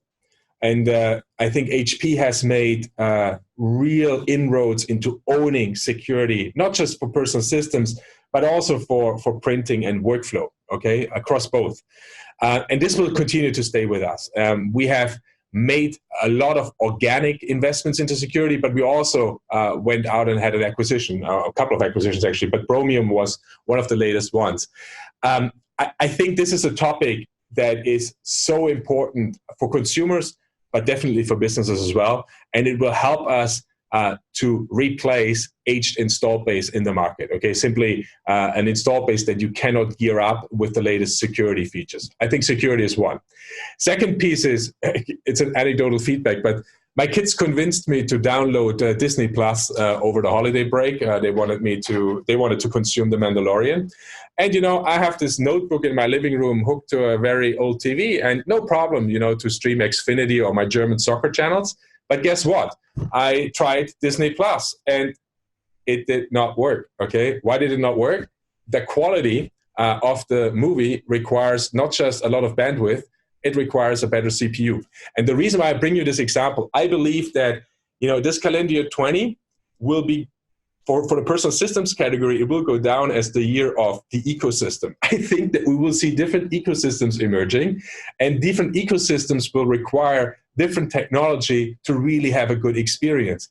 And for those of the partners out there that are in the commercial world, the good news is, 2 good news. One, there is no commercial and consumer-centric customer anymore. They're all one, okay? And you need to have technology devices that allow you to work, but also to have fun and to manage your private life. And so entertainment is something that will be part of this category, even from a commercial point of view. So I do see a lot of opportunity to upgrade and to have customers wanting to upgrade because they want to have a better experience when they consume. And then the third comment I would say is how you engage with HP, how you engage with our partners has been traditionally in the personal systems category a very transactional feature. This is moving to subscription-based and contractual features. And so that is a much more sticky engagement that we have an opportunity to own. HP knows this quite well because on the printing side, this transactional to contractual is something that is 12, 15 years old. So the customers engaged earlier on. HP knows fairly well how to manage this transition from transactional to contractual.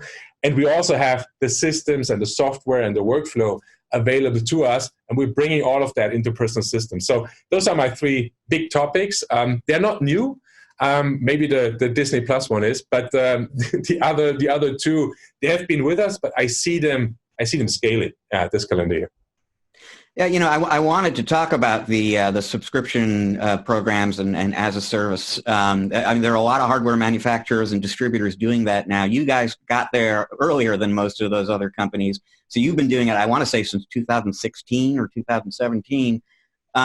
What's the adoption been like among your SMB partners, and what's the potential there maybe for partners who aren't doing a lot of that right now? So I will tell you that on SMB, the opportunity is huge. The adoption has been definitely more advanced in the enterprise than in SMB. And I think this comes back to buying behaviors of SMB, but it also comes back to SMBs sometimes just not being educated as well as enterprise customers are educated, either in-house or through special focus that they get from vendors like us or our partners. The sweet spot for all of this, from a productivity point of view, but also from going from an OPEX to a CAPEX, going from a CAPEX model to an OPEX model. I mean, the real benefit are for small and medium businesses who need to manage very often their cash flow in very tight ways. So there's an immediate benefit for them. That's why I believe that's the opportunity, and that's why I believe that it is a very compelling opportunity. It's all about how do we go about this.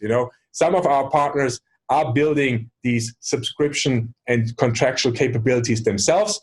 Other partners are leveraging the suite of products we are enabling them to offer on. That is a one-to-one discussion that each partner needs to make by themselves. We're obviously geared up to do both, okay? And we're very happy to have those discussions. Again, what I see is the partners that have been engaging with HP on printing, moving from transactional to contractual subscription models, are also the ones that are running a little bit faster on the personal system side. It's a question of experience, but there's a lot we can teach. Speaking of hardware, we're coming off of, when we're recording this, CES 2020 just wrapped up a few weeks ago, and HP had a lot there to show. But one of the products that HP announced was a 5G laptop. Now, how big of an impact do you expect 5G to have on PC sales like this year? And just what kind of impact do you see 5G having just on the industry over the next year? I think 5G is huge. And the reason why I think it is huge, it will further boost cloud services. Okay, I do believe that one of the challenges that, cloud services, but also devices that were required to, go back and forth to the clouds were experiencing was bandwidth. Okay, a very simple issue. And I think 5G is improving this a lot. Different markets have different beliefs. I can tell you out of the 10 markets that I look at, the one that is hottest on 5G and 5G driving a lot of refresh of devices and a lot of rethinking of, hey, what operating system do I need? What operating system do I need to run? Can I move from a laptop with a hard drive to a cloud computer? Okay. The market that is hottest for me is China. China has embraced 5G a lot. There are obviously opportunities in the US as well. Different customers go at different speeds. In Europe, I see a little bit of reluctance. I'm German, okay? So I know that the Germans, when it comes to data and data sharing and data security, it's a bit conservative. So different impact, and I think 5G is going to be impacted by that. I look at 5G as a key enabler, to drive this ecosystem discussion that I was touching on earlier on, and to drive an install-based refresh. Yeah, very interesting. Now, CES also showed HP showed a lot of other products at CES. What were some of the ones that they showed that stood out to you? For me, honestly, the best laptop that HP has ever manufactured is this one. It's the HP Dragonfly. I love this. The reason why I love it is it does everything I want, okay? It has a battery life that is second to none. This thing just runs, okay? I love the color. I love the fact that it has all the security features that I was talking about. I travel probably 60, 70% of the time. And for me, having this little button that I can press so that nobody can spy over my shoulder and I can still work, it's a lifesaver, and I like it a lot. But the number one thing about this product is it's made 82% out of recycled material. And I think, we're at a time when the world is really facing some major climate concerns, when the younger generation is looking at the dads like myself and said, what are you doing? How are you going to make sure that the next generation can still live on this planet? And so I think sustainability, carbon footprint, how we all, as companies, but also just as human beings, act in this world is super important. And I do believe that we are, as a company, this has always been, front and center for us. To see it now coming into our products and to see that 82% of all material used are recycled, it's great. Let's push it further up, okay? But this is why I like this product so much. And it's something that, at CES, we got a lot of coverage on this. We need to all embrace that, millennials are the decision takers in IT today. They take a very close look when it comes to sustainability. Generation Z is even increasing on their importance to the environment. So I think we have a winner there, not just in this product, but from a strategic point of view as well. And it takes a village, to reduce the carbon footprint for a company the size of HP. So it's really all of our employees that are working hand in hand. There's more to come, but that's why I like this product so much. Yeah, the Dragonfly is a great laptop. We talked about it a little bit on our last show, if I remember correctly. Yes, you did. And it's a beautiful product for sure. So I want to ask you one more question too. So you, in your prior role, you did a lot in 3D printing, and this is an area that I have an interest in. And we've talked a lot about over the last few years. Yeah. To what extent should SMB partners be looking at 3D printing as a possible addition to their solution offerings? And how do you see the 3D printing expanding over the next 5 years? Is it finally going to become as ubiquitous and useful as we all think it should be?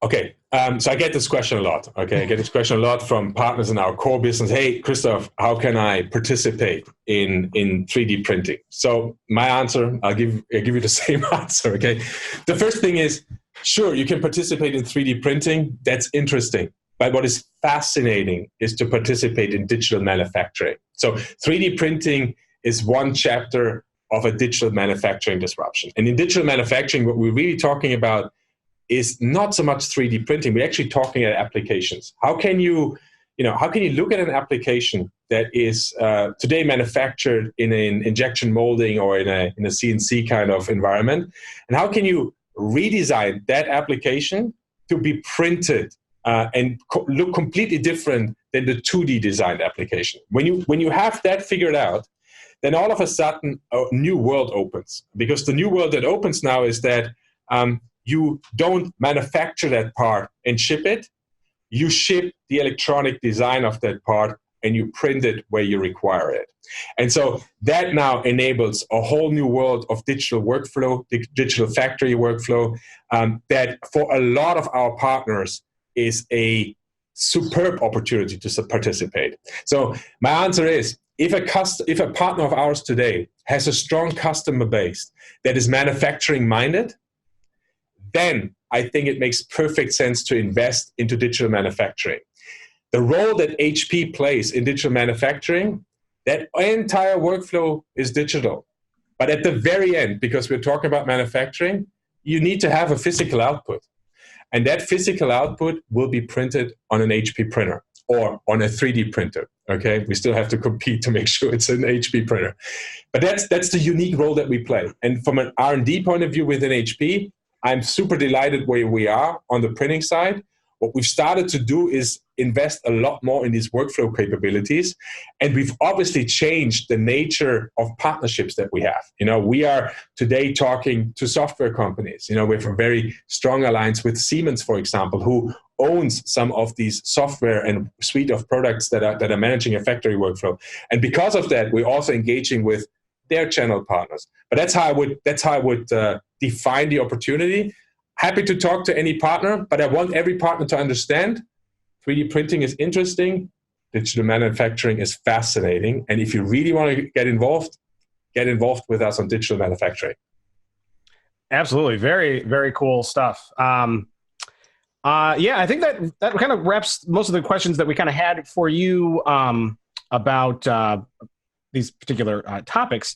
But we did talk at the beginning of the show that you might be interested in playing a little bit of 5 questions with us. Are you up for it? Let's do that. Let's try. Right. Sure. Okay. So for those who might be new to the show, one of the things that we do here with certain guests is we just try to come up with 5 questions off the top of our head that are kind of fun and random, just to kind of get to know you a little bit and maybe get a good laugh in. So I will go first. So it sounds like you're a soccer fan, right? I am, yeah. Okay, so I know we're a long way from the next World Cup. I think it's in like December next year. But if you could make a prediction, who would you like to see face off? In the World Cup? In the final? Is that the question? I would love to see Germany-Brazil. And I don't even know if that's possible, but okay, I'm obviously biased. And the last meeting of Germany and Brazil during the Brazil World Cup had a very good outcome for Germany. I would love to see that replicated. Yeah, absolutely. That was a good game. All right, my next question. I'm a big fan of mustard, and I know mustard's a big thing in Germany. What is your favorite German mustard? I don't have a favorite German mustard. I studied in France, and so it's Dijon. Ah, you went to France. I'm sorry. All right, no, that's fine. That's fine. So recommend a Dijon that you like then. Yes. Which, sorry? So recommend a Dijon mustard that you like. What's your favorite one? Oh, it's called Dijon. It's from the city of Dijon, and it's called Dijon mustard. I think that's right. There might be different brands. I don't know the brands. For all of you guys, it's that glass with the black label on top. That's the Dijon mustard that I like. Okay. I don't know exactly what the brand is. No, I know which one. I know which one you're talking about. That is. You have it in the U.S. I think I probably even have that one in my fridge. But that's my favorite Dijon too. Good. All right, Rich, go ahead. So, folks in the audience, they think about visiting Germany. There's Munich, there's Berlin, which I love. There's wine tasting on the Rhine. But what is the place in Germany that people probably aren't thinking about visiting but should? The best place in Germany to visit, and it's not because I'm from it. Unfortunately, I'm not. It's Cologne. People don't know this, but Cologne is not during one period in the year, Cologne turns into something that no American would really associate with Germany. People are very outgoing. It's crazy parties. It's carnival in Cologne. Okay, it's the thing to do on the Monday or Tuesday of carnival. Just go, and it will be the experience of a lifetime. Okay, and I think it's a very well kept secret. A lot of my friends in the U.S. don't know about it. You all go to look at Neuschwanstein, and you go to Munich and Berlin. Go to Cologne. Rich, you got one more? You may have answered this before, but there used to be this idea that if you want to know what car to get from this manufacturer or that manufacturer, it's like, look at what the dealers are driving, because they can take home anything on the lot. You have the choice of anything HP makes. So, I mean, what are, if it's more than, what are your favorite HP devices?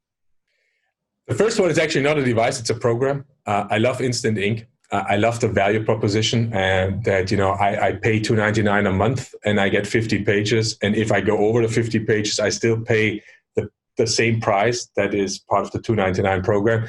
I like this to scale up and down. It takes the sticker shock away that, some customers perceive we have in this category. And so that's number one. Number two, I like 3D printing. It's so close to my heart, and I have this discussion with my wife. If I can please put a multi-jet fusion into our garage, I'll keep on trying to win that battle. But I would love to have one at home just to play around. Ideally, a color one. Love this product. Love this product for what it can do, but also for what it stands for, which is focus on security, focus on sustainability, focus on content consumption. So those are my 3. All right. And I think we got one more question. Rich, do you want to take it or you want me to do it? Go for it. All right.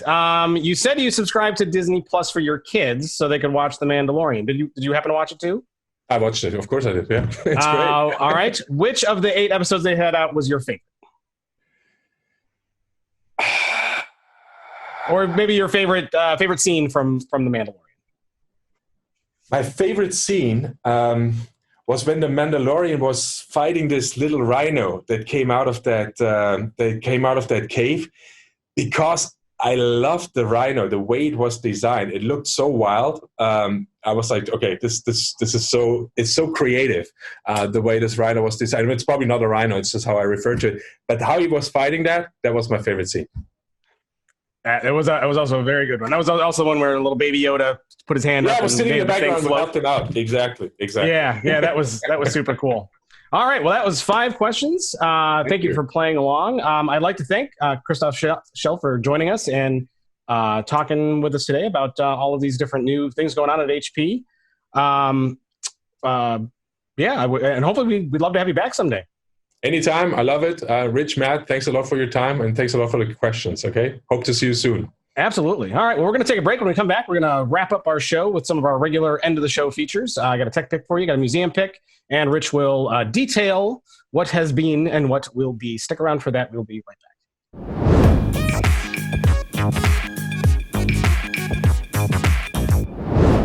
And we are back with part 3 of ChannelPro Weekly, where we're going to dive into some of our regular show features. I got a tech pick and I got a museum pick for you. Both HP related, actually. But Rich, I got to say, what a fascinating interview that was.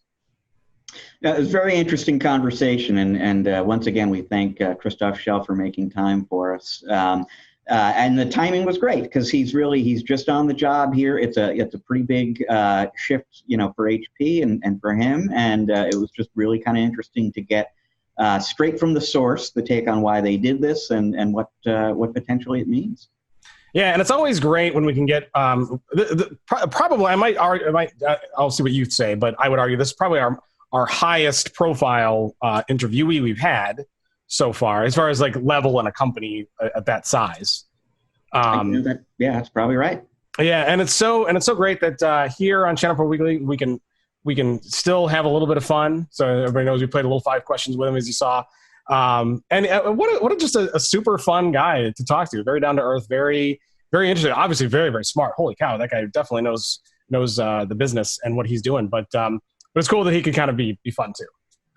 I'm going to write up a story for the website later today. Hopefully, it'll go up around the time this podcast episode goes out for the benefit of people who aren't regular listeners but might want to hear this interview. And I'll have to decide. I mean, is the headline coming out of that conversation that, on May 1st, there are going to be some partner program changes coming, or that a German person prefers French mustard? I'm just not sure which is going on.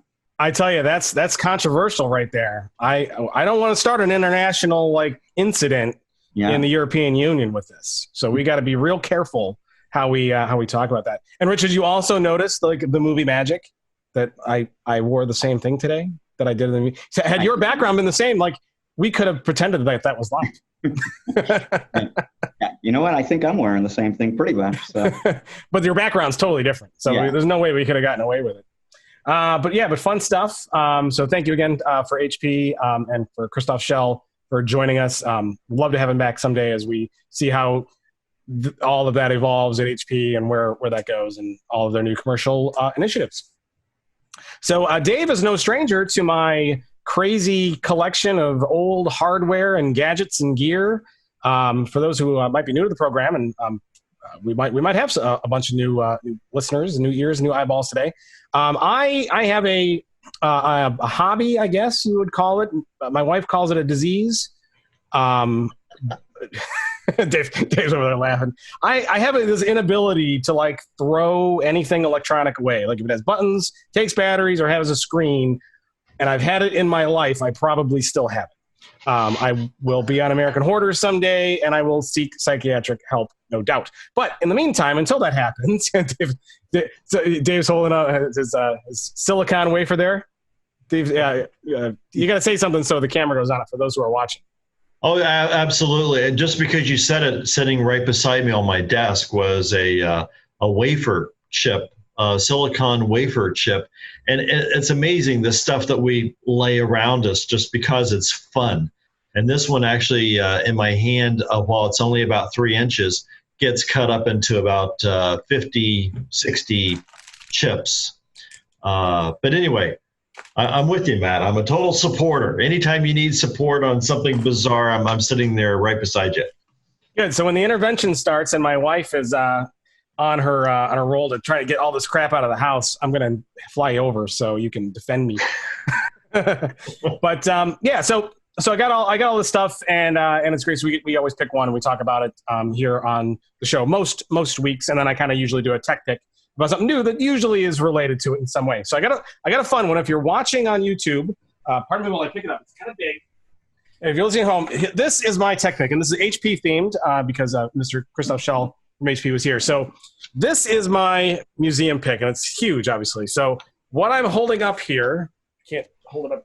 It almost looks like a plotter, like an HP plotter.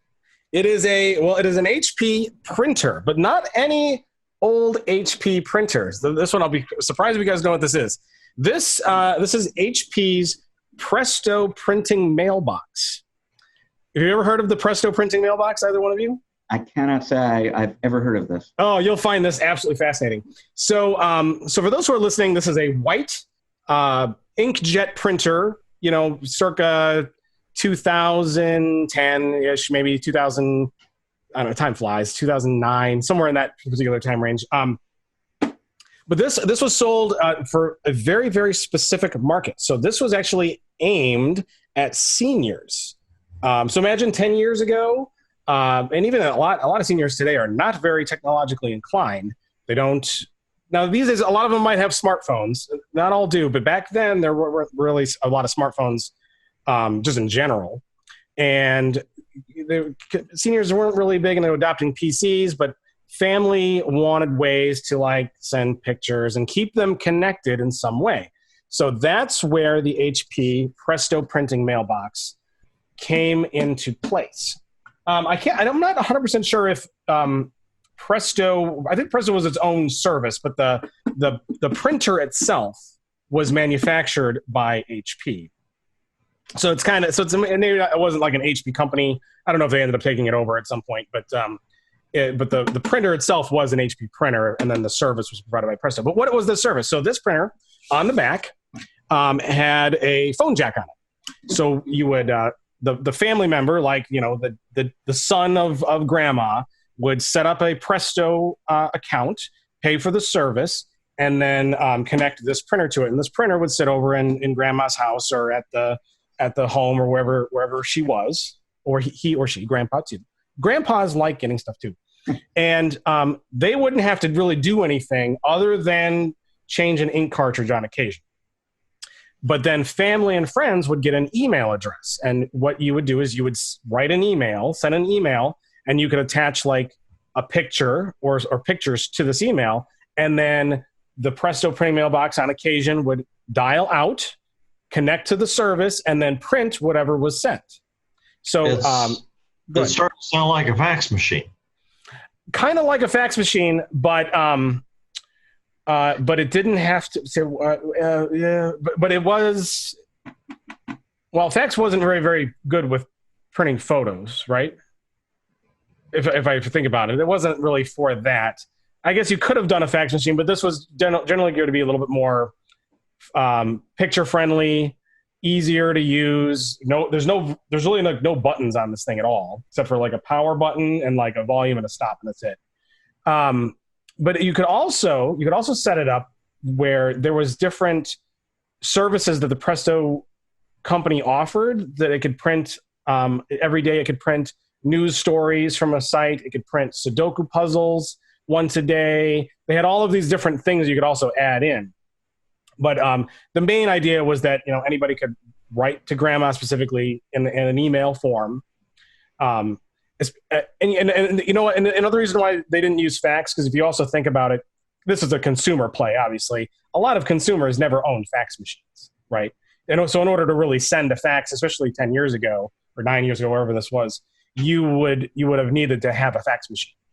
Email was a little bit more friendly and a little bit more friendly for pictures. But you could actually attach anything more than pictures. Whatever you attach to it, it was like certain formats. You could attach documents. So if there was like a medical form, you could attach, I believe, a PDF, and it would also print that out for grandma. But that's what it was. Have you guys ever heard of anything like this? No, and it's interesting to me that it's only about 10 years old. I mean, as you're talking about that and that use case, I'm flashing back to that era in business technology about 20 years ago, where it was not at all uncommon, especially as you got into the higher ranks of more established companies, where the CEO of some manufacturing enterprise would show up at work every morning, and there would be the stack of paper waiting for him or her on their desk, because they didn't know how to do anything with email. They didn't go into Outlook. They didn't, but people were emailing them. And so the administrative assistant would print off, all the emails that have arrived in the last 8 hours, and they would get read on paper. There was that time where there really was a need for something that could translate this electronic medium into something on paper for people who just really couldn't consume messaging any other way. Rich, I'm with you. The fact that you're talking 10 years and the way technology's changed it. And as you were describing that, what was going through my mind was a minus or a plus DVD-R CD. And I'm thinking, it wasn't that long ago that we were all so excited that we had recordable DVDs, and we were all making, recorded DVDs, not for music, not for video, to hold data. And now, nobody talks about it because nobody does it. Now we copy it to a thumb drive.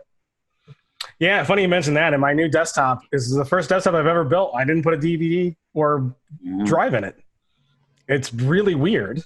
I would say that it doesn't have one in there, but I'm like, am I ever going to use it? So, the landscape of seniors has changed, I think, quite a bit too. I think a lot more of the seniors are a little bit more technologically savvy. Not all. I know. I'm trying to think of my own grandparents, but my one grandmother who's still alive is definitely not technologically savvy. In fact, we almost we were going to deploy this for her at one point.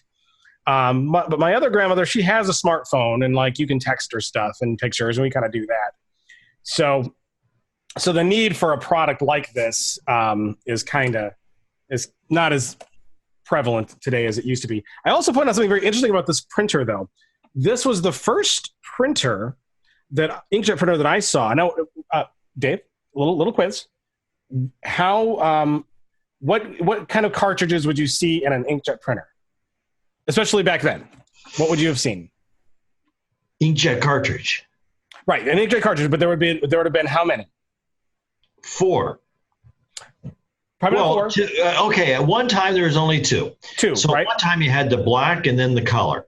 And then of course everybody complained that you ran out of one color and you had to buy all the colors. So then you started getting 4 in the better printers. But for the longest time, 2.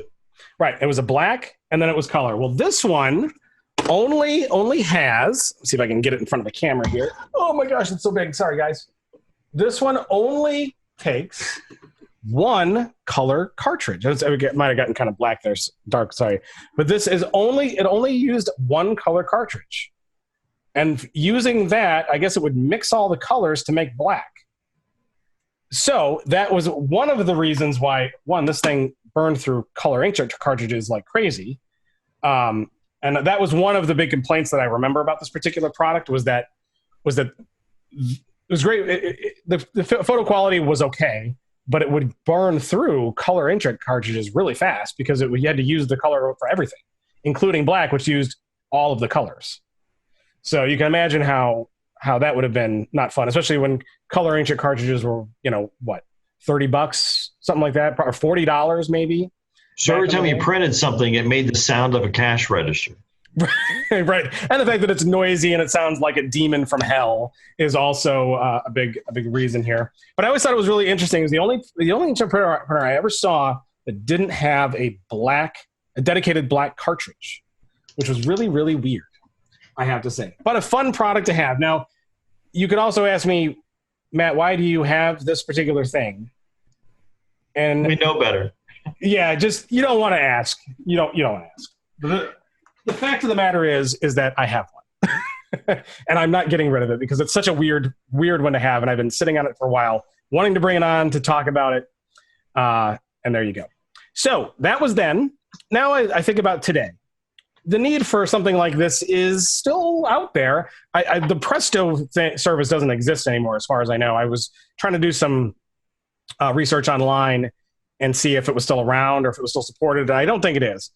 But there are better things. So if you wanted to share, let's use the exact same use case. You wanted to share pictures with grandma, and grandma doesn't have a computer and she doesn't have a phone. What could you do?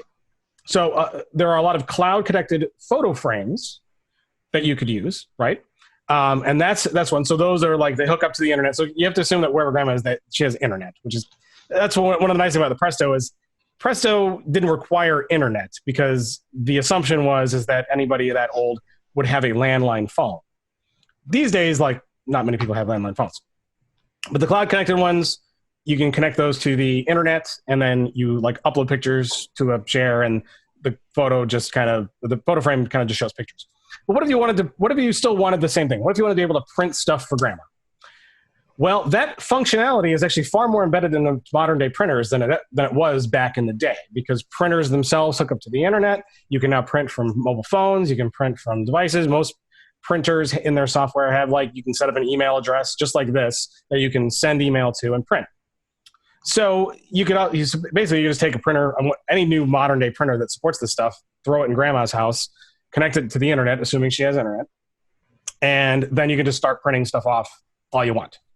And a good printer to do that with would be the HP Tango X, is the one that I picked out. It's a nice small form factor printer. It's inkjet. It's built around the idea of cloud sharing and cloud connections, so you can print to it from any device and platform. You can print to it from your phone, your tablet, your computer, and you can do it from anywhere in the world. Looks like it has a good print quality, very focused on images, which is something that grandma would like if you're going to start printing off pictures of the grandkids for grandma and grandpa. And think about that for your modern day business too. Now that's obviously a consumer reason, but with a lot of these modern day printers, if you have any kind of business need where you just need to plop a printer down and be able to print stuff to it from anywhere in the world, there you go. That is a way to do it. So the HP Tango X is my tech pick today. Museum pick, the Presto printing mailbox manufactured by HP. Dave, what do you think? Yes. Yeah. Oh, no, I love it. Matter of fact, HP, I love, it used to be 5-in-1, and then it became like 6-in-1. And, I'm waiting, future sense, it's going to be 20-in-1. You get the idea. But I love the multi-function printers. That it is the awesome answer for the oh my gosh, it's for home, it's for office, it's for the work group printer, it's for the personal printer. Yes, just keep bringing them, because everybody kind of has that similar need. We want to fax, we want to scan, we want to print. And a lot of them are going, they're changing the engine in them, meaning instead of inkjet, they're laser. So now you got the 5-in-1, 7-in-1 laser printer. Oh, they rock. I love them. That they do. Rich, you had a question. I did, yeah. And this might be old hat to everybody else, and I'm just catching up on it. But I'm looking at information about this product, and it says it does voice-activated printing, and I have no idea what that is. I saw that in the feature list too, and I have no idea. Maybe it's connected to one of the digital assistants, and you can say, like, print something. I really have no idea. But it seems like these days everybody wants to talk to electronic devices, and now your printer, you can talk to it, and it will. I think it needs facial recognition too. That should be in the next generation. When you walk up to your printer, it should recognize you and say, "Hello, Dave."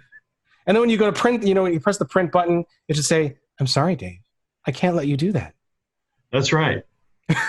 Instead of Hal, it's going to be HP needs its own mascot. It needs a printer mascot. It needs its own evil printer AI, because all printers are evil, as we know. So they must have evil AI. Fun stuff, yeah, very interesting one.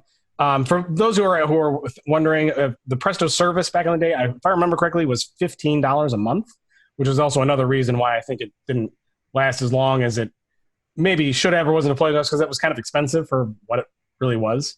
But that and the fact that you were sending grandma a $40 ink cartridge, I think every week was also a problem too. But a cool idea, definitely had its time and place, but certainly as technology changes, needs change, and the way we do things changes as well.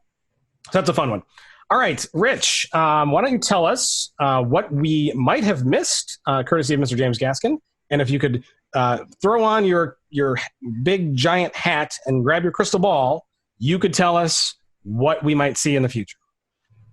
So in terms of what you might have missed this week, every Friday, in fact, on ChannelProNetwork.com, we have a column written by our own James Gaskin called In Case You Missed It, that rounds up some interesting news from the week that was that either we overlooked or you did. And this week, we've got some news from both HP, who we've been talking a lot here, and Acer about some education technology. There was an education technology conference this week. Both those companies have new devices out for education users.